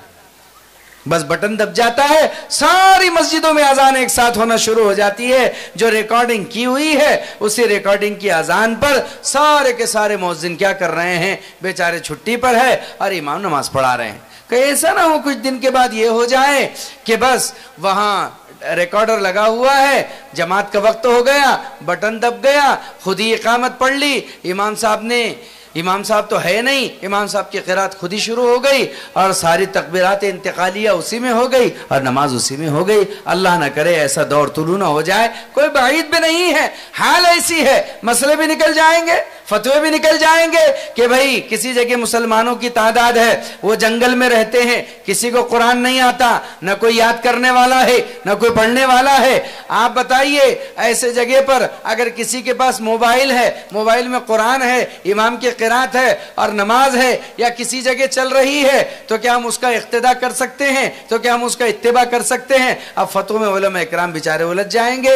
एक आदमी होगा वो पूरे दुनिया की इंटरनेट पर इमामत करेगा, हालात बिगड़ जाएंगे। उम्मत इस कदर इंटरनेट की फ्रेंडशिप में लगी हुई है, उसकी दोस्ती में लगी हुई है कि बाज जगह के झगड़े निपटाने में हमें इसलिए दिक्कत हो रही कि औरत कह रही थी कि शोहर को छोड़ सकती हूँ, मोबाइल नहीं छोड़ सकती। ऐसे नताइज हमारे सामने आए हैं। मैं आपसे झूठ नहीं कह रहा हूँ, अल्लाह एक मोमिन की जुबान से झूठ कभी ना बुलाए। ऐसे मामलात हमारे पास आए हैं कि सराहतन लड़कियों ने कह दिया कि हम मोबाइल नहीं छोड़ सकते, हाँ हम इनको छोड़ सकते हैं, इनको हमारे साथ मोबाइल को कबूल करना पड़ेगा। मैं 2-4 घंटे ही तो अपने घर वालों से बात करती हूँ, खाली वक्त में थोड़ा सा मोबाइल का भूत लगा हुआ रहता है। अल्लाह हिफाजत फरमाए। मेरे अजीजों, ये उलमा जो अभी जमीन पर तुम्हें नजर आ रहे हैं, इनकी ये जिंदा शक्ल है। इनसे रुजू करो अपने मसाइल, इनसे मिलो, इनसे झुलो। अल्लाह जज़ाए खैर दे उन मरकज निजामुद्दीन वालों को। वो बार बार जो चीख करके बात कह रहे हैं, ये बहुत दूर की कौड़ी है, बहुत दूर की कौड़ी है। वो ये कह रहे हैं कि हर मस्जिद में उलमा इकराम की एक मजलिस लगे, फिक़ह की मजलिस, یہ درس و تفسیر کی مجلس، یہ قرات قرآن کی مجلس، یہ تصحیح قرآن کی مجلس، یہ توحید و ایمان کی مجلس، وہاں علماء کرام بیٹھے، کوئی ظہر کے بعد وقت دے رہا ہو، کوئی عصر کے بعد وقت دے رہا ہو، کوئی مغرب کے بعد وقت دے رہا ہو، اور ہمارے بچے، جوان، بوڑھے سب ان کے پاس جائے اور ان زندوں سے علم حاصل کرے اور تازہ علم حاصل کرے اور اپنے اندر داخل کرے، اس لیے کہ خیر القرون کا علم ایسا ہی تھا، خیر القرون کا علم ایسا ہی تھا کہ ساری مجلسیں مسجدوں میں لگا کرتی تھی۔ آپ تاریخ اٹھا کر کے دیکھیے گا، امام بخاری رحمت اللہ علیہ جو مصیبت میں آئے تھے وہ ٹیوشن نہ پڑھانے کی وجہ سے آئے تھے، آپ کو تاریخ اٹھانے پر پتہ چلے گا۔ امام بخاری رحمت اللہ علیہ جو مصیبت میں آئے تھے وہ ٹیوشن نہ پڑھانے کی وجہ سے آئے تھے۔ حاکم بخارا نے کہا تھا آپ سے کہ آپ میرے گھر پر آئے اور میرے گھر پر آ کر میرے بچوں کو پڑھائے۔ انہوں نے کہا کہ حدیث کی عظمت بڑی دو بالا ہے، میں حدیث کا علم لے کر تیرے گھر، تیرے محل پر آؤں، تیرے بچوں کو پڑھاؤں، میں حدیث کے علم کو ذلیل نہیں کر سکتا۔ تیرے بچوں سے کہہ دے کہ مسجد میں میری مجلس لگتی ہے، اسی میں آیا کرے، سب کے ساتھ زانوی تلمذ اختیار کیا کرے اور وہیں آ کر کے علم حاصل کیا کرے۔ اس پر ناراض ہو کر کے پھر انہیں بخارا سے شہر بدر کیا گیا تھا۔ ہم نے تو اکثر علم آج ٹیوشنوں کے حوالے کر دیا۔ میں سمجھتا ہوں اس سے بڑا مکروہ عمل کوئی نہیں ہے۔ کسی کو اگر میری نظریے سے اختلاف ہو تو ہوتا رہے۔ ہم اگر علم دوسروں کے پاس لے جا کر کے دیں گے تو علم اب ہمارے ہاتھوں سے اپنی عزت کھوئے گا۔ مجبور کریں، اسی کے لیے مکاتب قائم کرے، اسی کے لیے مدارس قائم کرے۔ آپ کنوؤں کو پیاسوں کے پاس مت پہنچاؤ، بلکہ پیاسوں کو کنوؤں کے پاس لانے کی کوشش کرو۔ ہاں یہ اور بات ہے کہ تم علم سارے عالم میں بادل بن کر کے برساؤ، لیکن علم کی اہمیت اپنی جگہ باقی رکھو، علم کی طاقت اپنی جگہ باقی رکھو۔ علم اپنی ذات کے اندر ایک جوہر ہوتا ہے، علم اپنی ذات کے اندر ایک گوہر ہوتا ہے۔ علم شاہوں کو جھکانے کی طاقت رکھتا ہے، علم بادشاہوں کو اونچائی سے نیچے کی طرف لانے کی طاقت رکھتا ہے۔ اللہ نے علم میں جو گوہر اور جو جوہر چھپا رکھے ہیں اس کا مقابلہ کائنات میں کبھی کسی سے نہیں ہوتا۔ اس لیے اللہ نے عزت علم اور عمل دونوں کے ساتھ لگا رکھی ہے، علم اور عمل دونوں کے ساتھ جوڑ رکھی ہے۔ اگر علم کے ساتھ عمل مل جاتا ہے تو وہ آدمی کہاں کے کہاں پہنچ جاتا ہے۔ اور یہ سارا مجمع یوں نہ سمجھے کہ عالم بننے کی ایک عمر ہوتی ہے، حافظ بننے کی ایک عمر ہوتی ہے، قاری بننے کی ایک عمر ہوتی ہے۔ یہ بات چھوڑ دیجئے۔ ہم تو یہ چاہ رہے ہیں کہ آپ کی بھویں سفید ہو گئی ہو اور آپ علم سیکھنے کی کوشش کر رہے ہو۔ آپ کی زبان میں لکنت طاری کیوں نہ ہو اور آپ کے ہاتھوں میں کپ کپی طاری کیوں نہ ہو اور آپ راشا کے مریض کیوں نہ ہو اور آپ سے لفظ اللہ بھی صحیح کیوں نہ بولا جا رہا ہو، آپ اس عالم میں بھی علم سیکھنے کی کوشش کریں۔ علم سیکھنے کی کوئی عمر نہیں ہوا کرتی، علم سیکھنے کا کوئی زمانہ نہیں ہوا کر سکتا ہوتا، بلکہ عزیز و بزرگ اور دوستو، آدمی ماں کی گود سے قبر کی گود تک علم سیکھ سکتا ہے، علم حاصل کر سکتا ہے۔ ہمارے ہندوستان کے ایک محدث گزرے ہیں جو برہان پور کے تھے، انہوں نے کتاب لکھی ہے، کتاب کا نام تھا، بلکہ ہے ابھی تو کتب خانوں میں بڑے تذاکر اور احتشام کے ساتھ وہ کتاب پائی جاتی ہے۔ اس کتاب کا نام تھا کنز العمال۔ مورخوں نے لکھا ہے کہ جب وہ یہ حدیث لکھ کر کے فارغ ہوئے تو جناب محمد الرسول اللہ صلی اللہ علیہ وسلم ان کے خواب میں تشریف لے کر کے آئے، اور خواب میں آ کر کے آپ نے جس الفاظ یا جس انداز میں آپ سے خطاب کیا وہ یہ تھا، کہا اے شیخ الحدیث، تم نے ہمارے الفاظوں کا، بیانوں کا، آثار کا، اقوال کا، افعال کا بڑا بہترین گلدستہ تیار کیا ہے۔ تو صاحب کنز العمال، ان کا نام تھا شیخ علی متقی، آج بھی ان کے نام سے ایک مدرسہ ہے جو وہاں پر مولانا مفتی رحمت اللہ صاحب غالباً دامت برکاتہم چلاتے ہیں۔ اس زمانے میں خانقاہ بھی تھی بہت بڑی، برہان پور میں اب بھی غالباً اس کے کچھ آثار ہے. تو علی متقی رحمۃ اللہ علیہ نے کنز العمال تحریر کی تھی، اور اس کنز العمال میں آپ نے جہاں علم کا باب باندھا ہے وہاں یہ بات آپ نے تحریر کی ہے کہ حضرت امیر المومنین عمر بن خطاب رضی اللہ تعالیٰ عنہ کا زمانہ تھا، اور عمر بن خطاب رضی اللہ تعالیٰ عنہ کے زمانے میں کوئی ظہر کا وقت رہا ہوگا. ایک بڑے میاں جن کی عمر تقریباً 80 سال کے آس پاس رہی ہوگی اور جن کے بالوں پر سفیدی چھا گئی ہے، دور سے دیکھنے سے ایسا لگتا تھا کہ ان کے سر اور داڑھی کے بال ایسے ہو گئے ہیں جیسے سوامہ درخت کے پتے یعنی برف کی طرح سفید ہوتے ہیں. وہ اپنے اونٹ پر سفر کر کے چلے آ رہے تھے کہاں کے؟ وہ ملک شام کے تھے. ملک شام سے چلے آ رہے تھے سفر کرتے ہوئے. ملک شام کہاں؟ مدینہ المنورہ کہاں؟ عرب و ملک کہاں؟ یہ عجم کا وہ حصہ کہاں؟ اور شامی علاقہ کہاں؟ آپ ملک شام سے سفر کر کے، نبیوں کی زمین سے سفر کر کے وہ مدینہ المنورہ کی طرف آ رہے تھے. تحقیق سے پتا چلا کہ اونٹ کا سفر 2 مہینے کا ہوتا تھا، کہ 2 مہینے کا سفر کر کے آدمی جب منتہا پر پہنچتا تھا تو وہ مدینہ المنورہ ہوتا تھا. 2 مہینے کا سفر کر کے اس زمانے میں بڑے میاں 80 سال کی تقریباً عمر میں، جس زمانے میں ان کے سر اور داڑھی کے بال بالکل سفید ہو چکے تھے، سفر کر کے مدینہ المنورہ آ رہے تھے. سوچو تو صحیح کہاں سوئے ہوں گے راستے میں؟ سوچو تو صحیح یہ 60 دن 7 راتیں کیسی بتائی ہوگی؟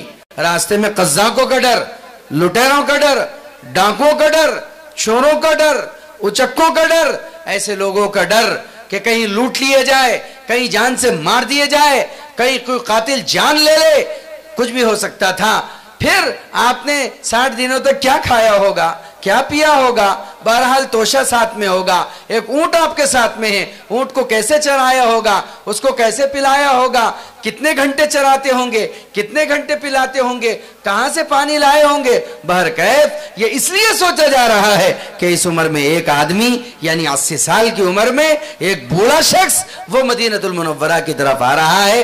جب وہ مدینہ المنورہ پہنچے اور مسجد نبوی کے سامنے آئے، ایک پتھر تھا، اس پتھر سے آپ نے اپنے اونٹ کو باندھ دیا. اس پتھر سے آپ نے اپنے اونٹ کو باندھ دیا اور باندھ کر کے کمر سیدھی کی تھی تاکہ مسجد کی طرف جائے. ہوا کے جھکڑ چل رہے تھے، دھول اڑ رہی تھی، ریت کے ذرات بکھر رہے تھے کہ اچانک امیر المومنین عمر بن خطاب رضی اللہ تعالیٰ عنہ مسجد نبوی سے باہر نکلے. ان کی نگاہ سیدھے ان بڑے میاں پر پڑی جو کمر سیدھا کر رہے تھے اونٹ کی نکیل باندھ کر کے. تو دیکھا ایسا لگتا ہے یہ کوئی ہمارے علاقہ حجاز کا آدمی نہیں ہے، یہ کسی دوسرے ملک کا آدمی لگتا ہے. تو ان کے قریب آئے اور ان کو سلام کیا امیر المومنین عمر بن خطاب رضی اللہ تعالیٰ عنہ نے.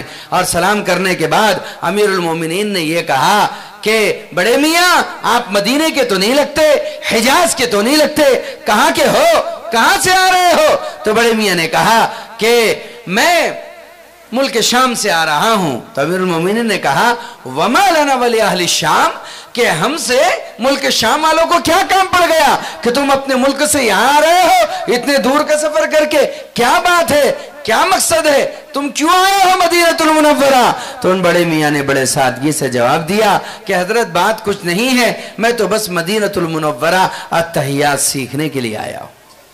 یہ جملہ سننا تھا کہ امیر المومنین عمر بن خطاب رضی اللہ تعالیٰ عنہ کی آنکھ میں آنسو آ گئے، ڈب ڈباتی آنکھوں سے اور ہچکتی سسکتی زبان سے امیر المومنین نے اس وقت یہ کہا تھا بڑے میاں قسم الذات کی جس کے قبضے میں عمر کی جان ہے، اگر آپ اسی مقصد کے لیے آئے ہیں کہ آپ کے اتنے دور دراز کا سفر کر کے مدینہ المنورہ میں آنا صرف التحیات سیکھنے کی غرض ہے، عمر گواہی دیتا ہے اللہ آپ پر جہنم کی آگ حرام کر دے گا. اس عمر میں لوگ مدینہ جا کر کے التحیات سیکھ رہے تھے، اس عمر میں لوگ مدینہ جا کر کے اپنی نمازوں کو درست کر رہے تھے. میرے عزیز و بزرگ اور دوستو، علم سیکھنے کی کوئی عمر نہیں ہوا کرتی. رسول اللہ صلی اللہ علیہ وسلم نے اپنے آپ کو معلم بتایا ہے، فرمایا انما بعثت معلما، بس بات یہی ہے کہ مجھے اللہ نے معلم بنا کر کے بھیجا ہے، تعلیم دینے والا بنا کر کے بھیجا ہے، علم سکھانے والا بنا کر کے بھیجا ہے. اس لیے جناب محمد الرسول اللہ صلی اللہ تعالی علیہ وسلم علم سکھانے میں ساری کائنات کے استاذ ہیں. آپ کے بھی میرے بھی ساری کائنات کے. عائشہ نے آپ سے علم لیا, سارے صحابہ نے آپ سے علم لیا, اگلوں نے آپ سے علم لیا, پچھلوں نے آپ سے علم لیا, یہاں تک کہ آسمان کے فرشتوں کی تاریخ اٹھا کر کے پڑھیں گے تو کئی وہ ملیں گے جنہوں نے خود رسول اللہ صلی اللہ تعالیٰ علیہ وسلم سے علم لیا ہے.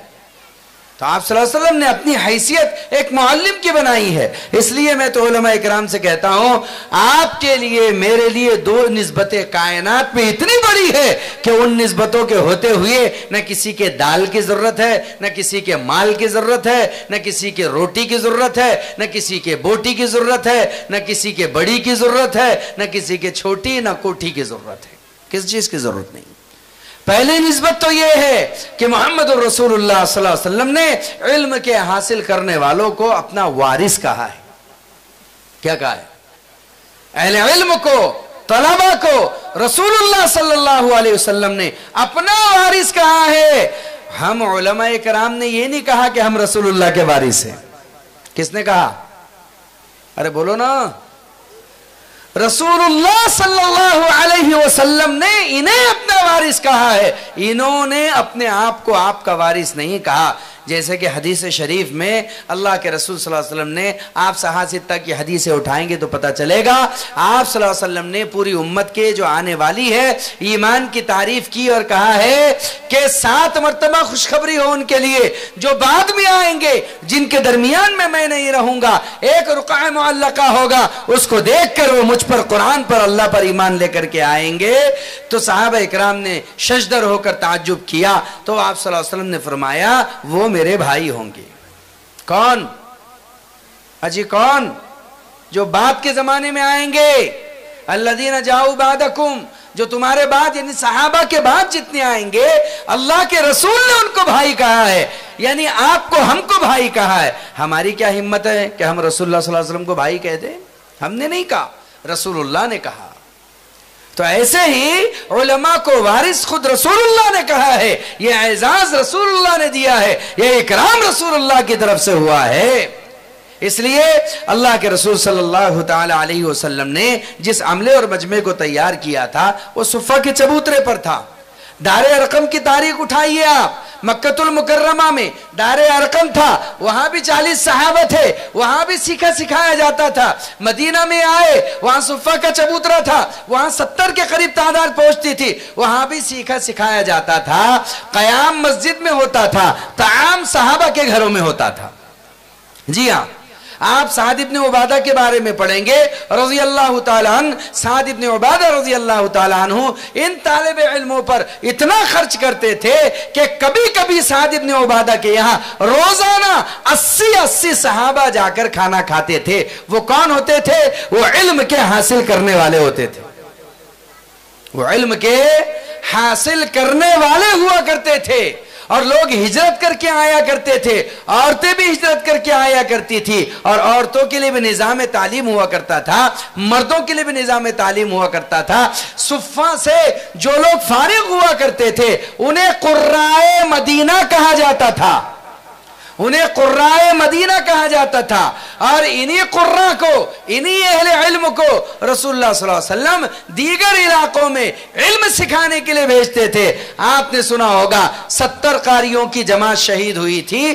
رسول اللہ ان قراء کے شہید ہونے پر اتنے ناراض ہوئے تھے کہ آپ نے بددعا کی تھی شہید کرنے والوں پر.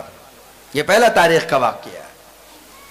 تو ان سے کام لیا گیا, اہل علم سے, تبلیغ کا بھی, تعلیم کا بھی, تدریس کا بھی, اور بعد کے زمانے میں تصنیف کا بھی, تالیف کا بھی, اور بعد کے زمانے میں تزکیہ کا بھی, خانقاہ کا بھی. تو یہ علم ہے, یہ مدارس ہیں جن کے ذریعے سے ساری دنیا میں اچھال بھی آئے گا, ابال بھی آئے گا. اس لیے اس زمانے میں لوگ ان پر خرچ کرنا اپنے لئے فخر کی بات سمجھتے تھے. حضرت عمر رضی اللہ تعالیٰ عنہ کا جب زمانہ آیا تو 40 لاکھ مربع میل زمین عورس چورس وہ قبضہ اسلام میں آ چکی تھی, لیکن اس زمانے میں کوئی ایسا پختہ نظام نہیں تھا کہ وہاں علم کا اہتمام کیا جائے. امیر المومنین عمر بن خطاب رضی اللہ تعالیٰ عنہ نے مسجد نبوی میں 2 صحابہ کو, جس میں حضرت ابی بن کعب رضی اللہ تعالیٰ عنہ بھی تھے, 2 صحابہ کو 15,000 دینار بعض روایت میں 1500، بعض میں 15,000 دینار پر وہاں معلم بنا کر کے رکھا تھا جو مدینے کے بچوں کو مسجد نبوی میں تعلیم دیا کرتے تھے۔ نظام تھا، اس لیے ان نظاموں کو زندہ کرنا ہے۔ ان نظاموں سے دین بھی زندہ رہے گا، اسلام بھی زندہ رہے گا۔ تھوڑا سا اپنے جیب کو دھکا لگا لیا کرو، تھوڑا سا اپنے جیب کو دھکا لگا لیا کرو۔ یاد رکھو، آدمی کا سب سے قیمتی پیسہ وہ ہوتا ہے، سب سے قیمتی پیسہ وہ ہوتا ہے جو مسجد، مدرسہ، راہ خدا ان مقامات پر خرچ کرے۔ اعلیٰ درجے کا پیسہ ہوتا ہے۔ اس میں اسلام کی بھی مدد ہوتی ہے اور اہل اسلام کی بھی مدد ہوتی ہے، مسلم کی بھی مدد ہوتی ہے اور اہل ایمان کی بھی مدد ہوتی ہے، اور ایمان اور اسلام کی بھی مدد ہوتی ہے۔ کبھی کبھی بھئی یہ بیٹھ جاؤ، سب بیٹھ جاؤ، بیٹھ جاؤ، میری تقریر ہو گئی ہے، میں بس لب لباب بیان کرنے جا رہا ہوں۔ کبھی کبھی آدمی 1 روپیہ ان پر خرچ کرتا ہے اور وہ روپیہ اسے آسمانوں کی طرف اٹھا کر لے کر چلا جاتا ہے۔ کبھی کبھی آدمی ان کے لیے ایک قرآن خرید کر کے دے دیتا ہے، وہ قرآن ایک کے حافظ بننے کا سبب بن جاتا ہے اور آگے وہ قرآن اسے اونچے مراتب پر لے کر کے چلا جاتا ہے۔ حضرت شیخ زکریا رحمت اللہ علیہ ایک بات فرمایا کرتے تھے۔ حضرت شیخ کہتے تھے کہ اے لوگو، رسول اللہ صلی اللہ علیہ وسلم کا مشورہ ہے، عالم بنو، طالب علم بنو، ان کی سننے والے بنو، ان سے محبت کرنے والے بنو، ان کی مخالفت کرنے والے مت بنو کہ تم ہلاکت میں پڑ جاؤ گے۔ رسول اللہ صلی اللہ علیہ وسلم فرماتے تھے امت کے لیے یہ باتیں، حضرت شیخ فرماتے تھے زکریا رحمت اللہ علیہ اس حدیث کے عکس کو لے کر کے کہ تم اپنے بچوں کو حافظ بناؤ، اس لیے کہ جس شخص نے اپنے بچے کو حافظ بنایا، اللہ رب العزت کل قیامت کے دن اس کے ماں باپ کو ایک ایسا تاج پہنائیں گے جس کی روشنی سورج کو بھی ماند اور پھیکا کر دے گی۔ لیکن اگر تمہارے بچے نہیں ہیں، اپنے بچوں کو تم حافظ نہ بنا سکے، کسی غریب یتیم مسکین بچے کو حافظ بنا دو، اگر وہ بچہ حافظ ہو گیا، اگر وہ بچہ حافظ بن گیا تو اللہ کی ذات سے قوی امید ہے اور یقین ہے اللہ کی ذات پر کہ جس طریقے سے اجر اس کے ماں باپ کو ملے گا، حافظ بنانے کا اجر تم کو بھی ملے گا۔ یہ تو سارا مجمع کر سکتا ہے، ارے کر سکتا ہے کہ نہیں کر سکتا ہے؟ ہم میں سے ہر ایک کر سکتا ہے۔ ذرا سا آگے آنے کی ضرورت ہے۔ لوگ سالانہ رسومات پر پیسے خرچ کرتے ہیں، منگنیوں پر خرچ کرتے ہیں، اور پتہ نہیں کوئی اڈے بڈے پر خرچ کرتا ہے، کوئی ادھر ادھر ٹورسٹ پر خرچ کرتا ہے، گھومنے پھرنے پر، اور پتہ نہیں کیسے کیسے کاموں پر خرچ کرتا ہے، لیکن اس کی زندگی میں اس دین کے کام پر اور بلکہ اصل دین کے کام پر خرچ کرنے کے لیے کوئی جگہ ہی نہیں ہے اور کوئی اس کے پاس حصہ ہی نہیں ہے۔ میں نے تاریخ میں محمود غزنوی کے ایک واقعہ پڑھا، اس واقعے سے جو بات سمجھ میں آئی وہ میں آپ کو سمجھانا چاہتا ہوں۔ جو بات میں نے سمجھی اس واقعے سے، اسے آپ بھی سمجھیے اور ہم سب اسے سمجھیں، اس لیے کہ ہمارے یہاں مشہور ہے، محاسب مت بنو میرے بزرگوں، حساب اللہ کے ذمہ چھوڑو، تم اپنے نیکی کے کام کو کرتے رہو، تم نیکی بجا لاتے رہو، تم نے اگر کھوٹے کو بھی دے دیا تو انشاءاللہ اللہ کی ذات سے امید کرو، تم اگر دھوکے میں بھی گرے تو اللہ کے ہاں کہیں نہ کہیں تمہیں اجر مل جائے گا، اگر کوئی تمہیں دغا دے گیا تب بھی تمہیں اجر مل جائے گا، لیکن چند ایک کی وجہ سے آدمی کو کچھ ایسا نہیں کرنا چاہیے جس کی وجہ سے پوری دنیا کے اندر دین کی بدنامی ہو، اہل علم کی بدنامی ہو۔ لوگوں نے اس کو شیوہ بنا رکھا ہے، بلکہ بعض لوگ مدرسوں کی معاونت سے روکتے ہیں، بعض لوگ تعاون سے روکتے ہیں، بعض لوگ خرچ کرنے سے روکتے ہیں۔ یہ نہایت نٹھلے درجے کی بات ہے کہ آدمی کو ان مدارس و مکاتب و مساجد پر خرچ کرنے پر روکا جائے اور ٹوکا جائے، نٹھلے درجے کی بات ہے۔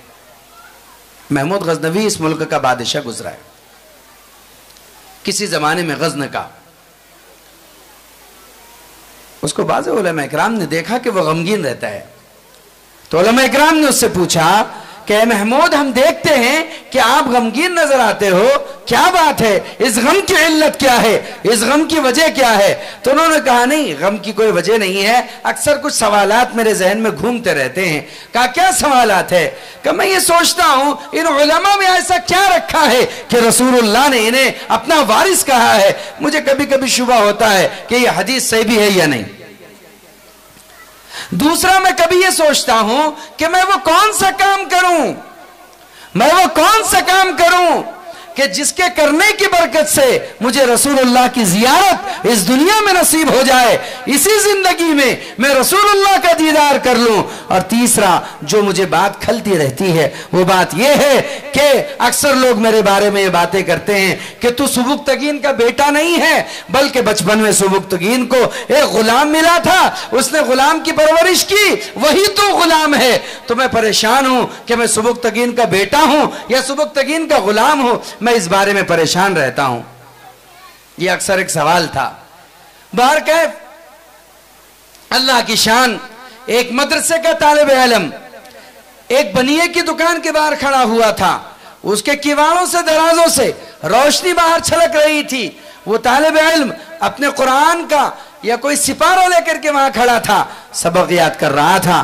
آئندہ کل اسے اپنے استاد کو اس سبق کو سنانا تھا اور اس سبق کو بیان کرنا تھا۔ پریشان تھا، اس لیے وہ دراز میں سے نکلنے والی ہلکی سی وہ روشنی جو چراغ کی تھی اس میں اس سپارے کو یاد کر رہا تھا۔ اچانک بادشاہ محمود غزنوی کی سواری وہاں سے گزری۔ سواری پر بڑے بڑے چراغ ہوا کرتے تھے جو تیل سے جلا کرتے تھے، اور جب وہ سواری چلتی تھی اس کی روشنی چاروں طرف پھیل جاتی تھی۔ چنانچہ جب یہ روشنی بڑھی اور اس بچے کے چہرے پر پڑی تو بچہ بے ساخت تھا، اس روشنی کے تابع ہو گیا اور اس کے پیچھے چلتا گیا یہاں تک کہ بادشاہ کی سواری محل میں داخل ہو گئی اور یہ بچہ بھی پڑھتے پڑھتے اس محل میں داخل ہو گیا۔ اب جب صدر دروازہ بند کرنے کا یعنی مین گیٹ بند کرنے کا موقع آیا تو دیکھا کہ بادشاہ سواری سے اتر رہے ہیں اور ان کی سواری کے پیچھے ایک بچہ ہے جو کچھ پڑھ رہا ہے۔ تو فوراً دوڑ کر کے سپاہی آئے اور انہوں نے اس بچے کو دھر دبوچا۔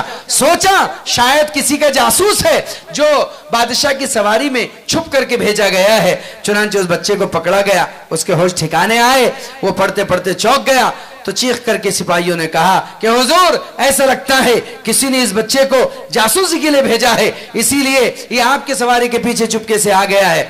محمود غزنوی نیچے اترے، اس بچے کے پاس آئے اور آ کر کے کہا کہ بولو بچے تم کیسے اس محل میں داخل ہو گئے، یہ رات کا وقت ہے۔ تو بچہ ڈر گیا تھا، سہم گیا تھا۔ سہمے ہوئے ڈرے ہوئے اس بچے نے کہا کہ حضور مجھ سے خطا اور غلطی ہو گئی، بات کچھ نہیں ہے، کل مجھے اپنے استاذ کو یہ سبق سنانا ہے، یہ سپارے کا حصہ مجھے یاد نہیں تھا، میں پریشان تھا۔ ایک بنیے کی دکان سے وہ کیواڑ کی دراز سے کچھ روشنی باہر آ رہی تھی، میں اس روشنی میں پڑھ رہا تھا، لیکن اچانک آپ کی سواری گزری، روشنی زیادہ تھی، میں روشنی کے پیچھے چل پڑا، مجھے خبر نہ ہو سکی کہ کب آپ کا محل آ گیا اور کب آپ کی سواری محل میں داخل ہو گئی، میں سواری کے پیچھے پیچھے آ گیا، مجھ سے غلطی ہو گئی ہے۔ تو پوچھا محمود غزنوی نے کیا تمہارے یہاں مدرسے میں روشنی کا انتظام نہیں ہے؟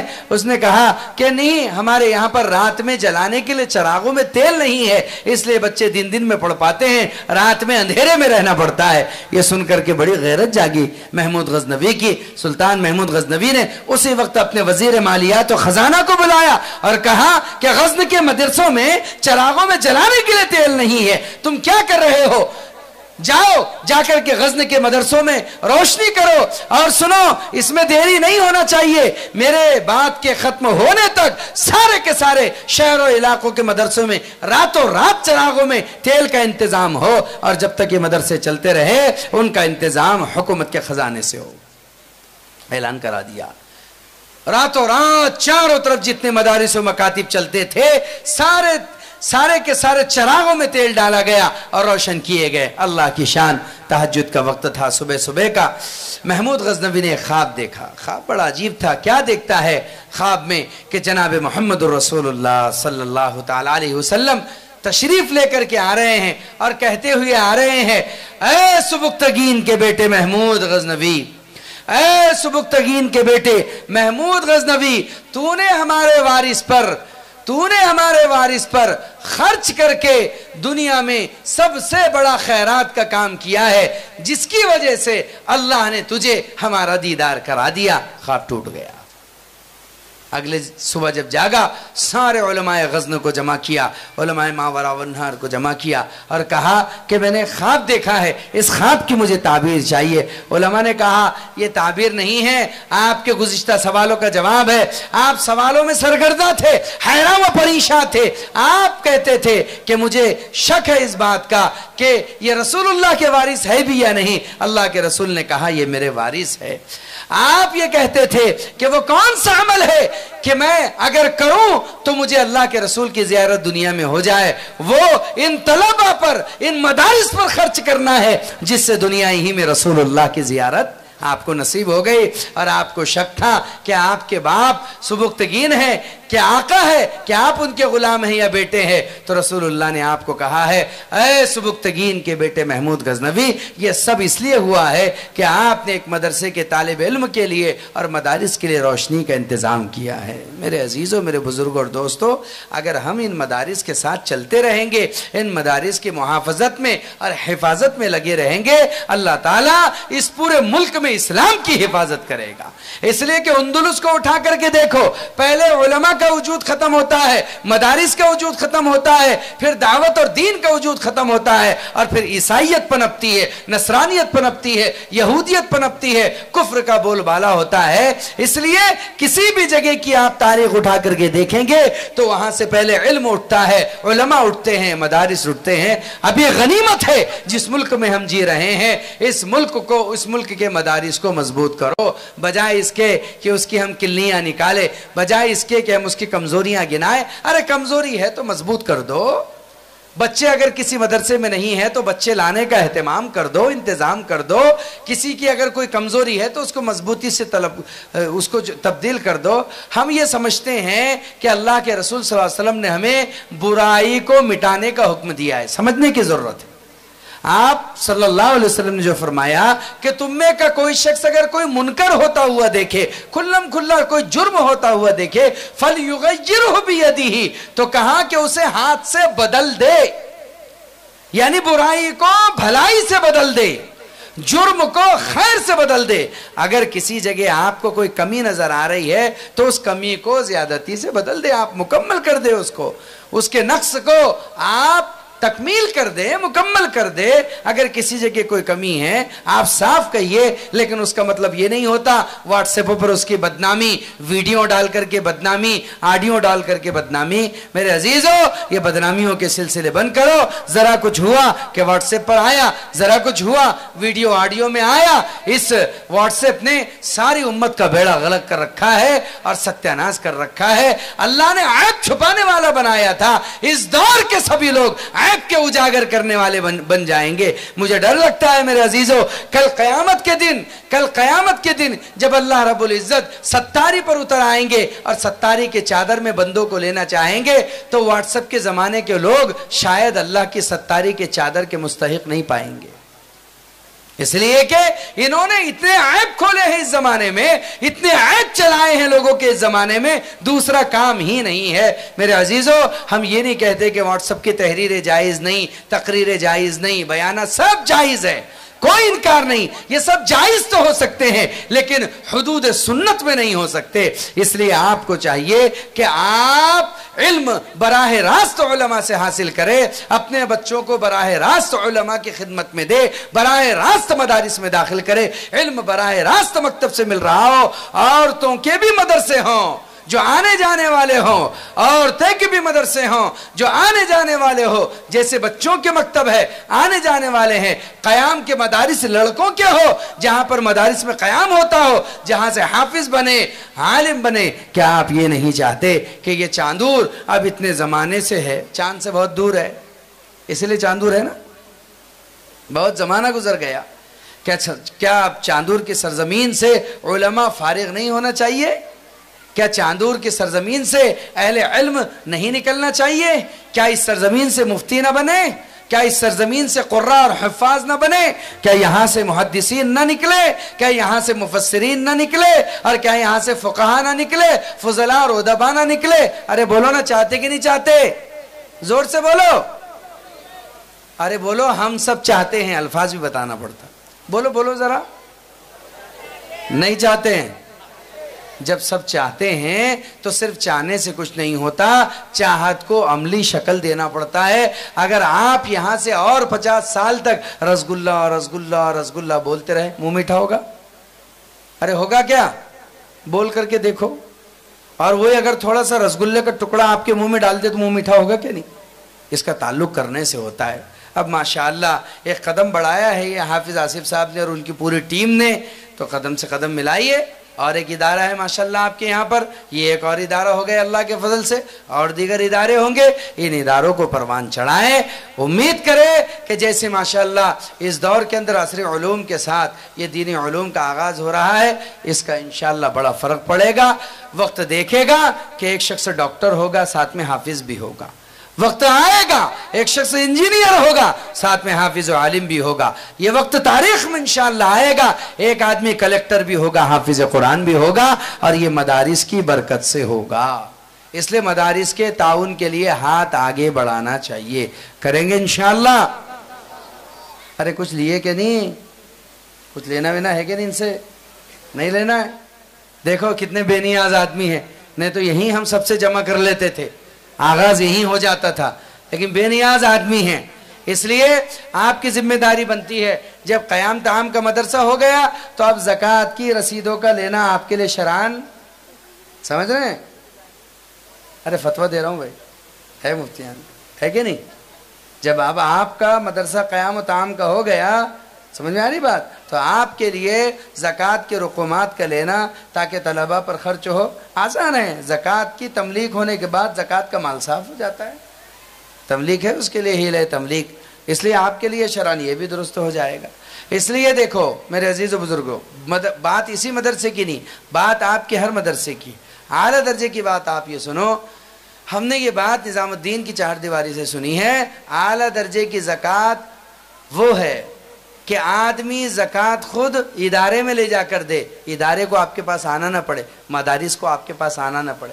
آپ کے پاس تو دوڑ بھاگ کر کے مدرسے والوں کو صبح سے شام تک 6 چکر مارنا پڑتا ہے، تب کہیں جا کر کے آدمی کیا کرتا ہے، ایک رسید پھاڑتا ہے، وہ بھی سب ترنگی منہ بنا کر، ادھر سے آڑا ادھر سے ٹیڑھا، نیچے آنکھ اوپر آنکھ، دانت پر دانت، زبان پر زبان، کیسا تیسا کر کے۔ کوئی سفیر آتا ہے تو چہرہ آدمی بناتا ہے اور 10 رانگاں کر چلے جاتے ہیں۔ کوئی مدرسے کا محتمم ملنے آ جائے تو آدمی فوراً بہانہ بنا کر کے اٹھ کر کے چلے جائے، یہ مناسب نہیں، یہ مناسب نہیں ہے۔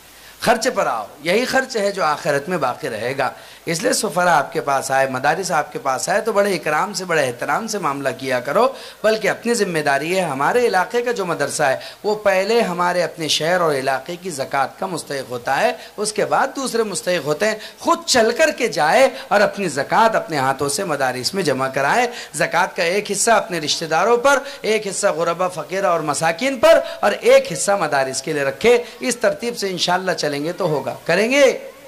زکوٰۃ بولے تو 10-5 روپے کی نہیں ہوتی، اس دور میں ہر گھر کی عورت صاحب نصاب ہے، اس دور میں ہر گھر کی عورت صاحب نصاب ہے، اس لیے کہ اس کے پاس سونا چاندی ملا کر کے اتنے روپے ہو جاتے ہیں جس پر زکوٰۃ واجب ہو جاتی ہے۔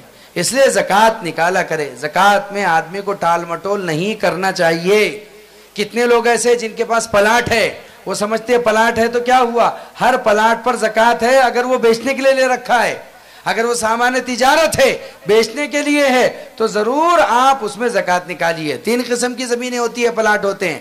ایک زمین تو وہ ہوتی ہے جسے آپ نے بیچنے کے لیے لے رکھا ہے، اس میں زکوٰۃ ہے، چاہے کھیتی کی زمین ہو کوئی اور ہے۔ ہاں اگر آپ نے اسے کاشت کے لیے رکھا ہے تو اس پر زکوٰۃ نہیں ہے، بلکہ اس سے آنے والے غلے پر عشر وغیرہ ہے۔ آپ نے ایک پلاٹ خریدا ہے، اس کو بیچنے کے لیے رکھا ہے، تجارت کے لیے ہے، تو اس پر زکوٰۃ ہے۔ آپ نے اگر اس کو مکان بنانے کے لیے لے رکھا ہے تو اس پر زکوٰۃ نہیں ہے۔ آپ کی نیت اس میں 50-50 ہے، یا تو مکان بنا لیں گے یا تو اس کو بیچ ڈالیں گے، تو تب بھی زکوٰۃ نہیں ہے۔ کتنی شریعت نے آپ کو سہولت اور آسانی دے رکھی ہے۔ لیکن اگر آپ کی نیت خالص واقعتاً اس سے تجارت کی ہے، اس کو بیچنا ہے، آپ کو بیچنے کے لیے رکھا ہے، تو ٹال مٹول مت کیجئے، اس کی زکوٰۃ نکالیے۔ لوگوں کے پاس 1-1 کروڑ کا پلاٹ ہے، 2.5 لاکھ زکوٰۃ نکلتی ہے اس کی، کتنی؟ ارے بولو نا، 1 کروڑ کے پلاٹ کی زکوٰۃ کتنی وکیل صاحب؟ 2.5 لاکھ۔ اب کتنے ایسے لوگ موجود ہیں جن کے پاس کروڑ کے پلاٹ ہے، کسی کے پاس 50 لاکھ کا ہے، کائے کے لیے؟ بیچنے کے لیے۔ تو آپ کو چاہیے 1.25 لاکھ زکوٰۃ مدرسے میں جمع کر دو، اپنے کچھ رشتہ دار غریبوں کو دو، کچھ فقیروں کو مسکینوں کو دو، کچھ دینی ملی تنظیموں میں جہاں چلتا ہے دو، کچھ کو جیلوں میں سے چھڑانے کے لیے دو۔ بہت بڑے زکوٰۃ کا معاملہ حصہ نکلتا ہے، اس کو کرو۔ کرتے کیوں نہیں؟ ہم کو کرنا چاہیے، ہم بہت ٹال مٹول کرتے ہیں۔ ایک ہمارے دوست تھے بیچارے میمن، وہ میرے پاس آئے، اب صاحب خیریت سے؟ میں نے کہا اللہ کا فضل ہے۔ کیوں جی بھائی صاحب کیا بات ہے؟ بولے اپنے کو زکوٰۃ نکالنے کا ہے۔ وہ بولتے علماء سے پوچھ کے کرو، اس لیے میں زکوٰۃ نکالنے کے لیے تھوڑا سا آپ سے معلومات لینے کے لیے آیا۔ میں نے بہت اچھی بات ہے، میں نے مذاق کر لیا، ہمارے مدرسے کی پھاڑنا پڑے گا آپ کو؟ نہیں بولے کریں گے نا۔ بولے تو میں نے کیا بات ہے؟ بولے وہ ذرا تھوڑا نوساری سے آگے بولے اپنا ایک پلاٹ ہے، اس کی زکوٰۃ نکلتی نہیں نکلتی پوچھنا ہے۔ میں نے کہا کتنا پلاٹ ہے؟ زیادہ نہیں ہے، 80,000 فٹ کا ہے، 2 ایکڑ کے آس پاس کچھ تھا، 80,000 فٹ کا ہے۔ میں نے کہا پلاٹ بولیں گے اس کو کہ کھیت بولیں گے؟ وہی جو بھی ہے۔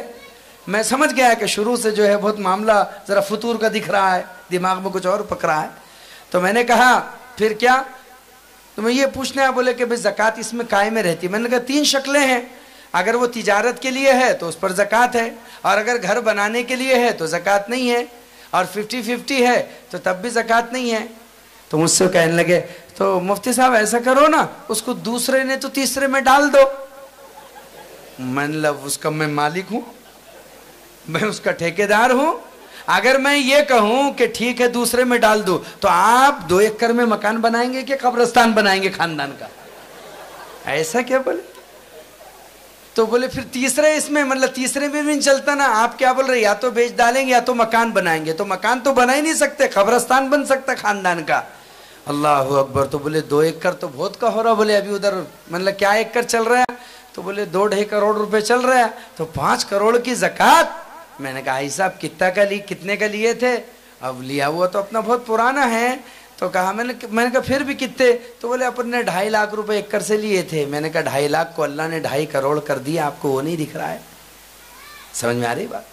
آدمی کو سمجھنا چاہیے کہ اللہ نے یوربی صدقات کیا ہے، تمہارے لیے بڑھایا ہے، تمہیں بڑھتا ہوا نہیں دکھتا، مال کا میل نظر آتا ہے۔ اس لیے آپ اگر کسی پھوڑے کو ایسا رکھیں گے کہ اس کے اندر کا مواد نہیں نکالیں گے تو پورا پیر سڑے گا۔ جس مال کی زکوٰۃ نہیں نکلتی وہ مال سڑ جاتا ہے، مصیبتیں لاتا ہے، عذاب اور تکالیف لے کر کے آتا ہے۔ اپنے اموال کی زکوٰۃیں نکالو۔ لوگ تو بھئی اللہ معاف فرمائے، زکوٰۃ تو ٹھیک ہے، مسجدوں میں اعلیٰ درجے کا پیسہ چلتا، آج بھی لوگ 1 روپیہ 2 روپیہ ڈالنے کے عادی ہے مسجد میں، اس گئے گزرے دور میں۔ جبکہ آپ کو غور کرنے پر پتہ چلے گا کہ مسجد کی ہوا ہم استعمال کرتے، پانی ہم استعمال کرتے، لائٹ ہم استعمال کرتے، قالین چٹائیاں ہم استعمال کرتے، سبھی ہم استعمال کرتے، پھر بھی ہم مسجد میں ہفتے میں 1 دن 100 روپے 50 روپے نہیں ڈالتے۔ ہمارا سسٹم ہے، مزاج بگڑا ہوا ہے۔ مسجد میں ایسے ڈبہ گھوم رہا تھا، ایک صاحب نے جیب میں سے نوٹ نکالے، کیا بولتے اپنے برار میں اس کو، چیوڑی ہوئی ایسی جو رہتی، جو ہفتہ بھر کہیں نہیں چلتی، ہم کہاں چلا دیتے ہیں اس کو؟ مسجد میں چلا دے۔ انہوں نے نکالے جیب میں سے پیچھے سے، تو وہی گھڑی پر گھڑی تھی اس کی 10 کی نوٹ، نکال کر ڈبے میں ڈالے۔ تو پیچھے سے ایک صاحب نے ایسے کندھے پر ہاتھ رکھا اور پیچھے سے 2000 روپے کی نوٹ ان کو دی۔ تو یہ فخر کرنے لگے اور رشک کرنے لگے، کیا پیارا آدمی ہے، میں نے 10 روپے ڈالا، اس نے کتنے ڈالا؟ 2000 روپے کا نوٹ۔ یہ ہے اللہ کا بندہ، یہ ہے اللہ کا شیر، جس نے 10,000 روپے 2000 روپے ڈالے مسجد میں، اور میں نے کتنے ڈالے؟ جب یہ 2000 کی نوٹ ڈبے میں ڈال چکے تو پیچھے سے جن صاحب نے وہ نوٹ دی تھی کہا، ارے بھائی وہ جو تم 10 کی نوٹ پیچھے کے جیب سے نکال رہے تھے، یہ 2000 کی نوٹ تمہارے جیب سے گر گئی تھی۔ اللہ اکبر۔ میں نے تو سوچا کہ ہفتہ بھر نیند نہیں آئی ہوگی، کیا مصیبت ہے کہ 2000 کی نوٹ مسجد میں چلی گئی، ہفتہ بھر بیوی سے لڑا ہوگا صاحب۔ نہیں میرے عزیزو، اللہ کے گھروں پر، رسول اللہ کے دروں پر، ان طلبہ پر، مکاتب و مساجد پر، مدارس پر خوب خرچ کرو دل کھول کر کے۔ ہم سب دعا کرتے ہیں اللہ سے مل کر کے کہ اللہ تعالیٰ حافظ آصف صاحب کے اس مدرسے کو دن دوگنے رات چوگنے ترقی دے، اور جس طریقے سے انہوں نے عزائم کیے ہیں اللہ ان کے عزائم و جزائم کو اپنے عرش بری سے قبول فرما لے، ان کے ترقی کے فیصلے دے۔ ویسے بھی ماشاءاللہ اس بچے کو دیکھ کر کے لگتا تھا یہ کچھ بنے گا، اس سے کہتے ہیں نا مولاچے پائے پاڑنے دستے، ہے نا وکیل صاحب؟ مولاچے، وہ وکیل لوگ تو لفافہ دیکھ کر پڑھ لیتے کہ کیا ہے کر کے مضمون، تم کو بولنا بھی نہیں پڑتا سچا ہے کہ جھوٹا ہے، سب نکال لیتے۔ تو ایسے ایک فراست ہوتی ہے، مولاچے پائے پاڑنے دستے، کہ بچے کے پیر بتاتے کہ آگے چل کر کے یہ کیا اٹھا پٹک کرے گا اور کیا زمانے میں انقلاب لے کر کے آئے گا۔ تو ماشاءاللہ ہمارے صدر صاحب مولانا عبد المصور صاحب ایک شعر پڑھتے ہیں جس کا اگلا مصرع ہے کہ ایک حشر بپا ہوگا جب آپ جوان ہوں گے، ہاں بچپن کی اداؤں سے ہوتا ہے اندازہ، ایک حشر بپا ہوگا جب آپ جوان ہوں گے۔ تو یہی بات ہم حافظ آصف صاحب کے بارے میں کہہ سکتے ہیں کہ آپ کی ان بچپن کی اداؤں سے ابتدا سے یہ ایسا لگ رہا ہے کہ بڑا حشر بپا ہونے والا ہے، ایک بڑا انقلاب چاندور کی تحصیل اور اس زمین پر ہونے والا ہے جب آپ مزید اپنی جوانی کے لمحات میں قدم رکھیں گے۔ اللہ اس زمانے میں بھی آپ کی بری نظر سے حفاظت فرمائے، آئندہ بھی حفاظت فرمائے۔ وآخر دعوانا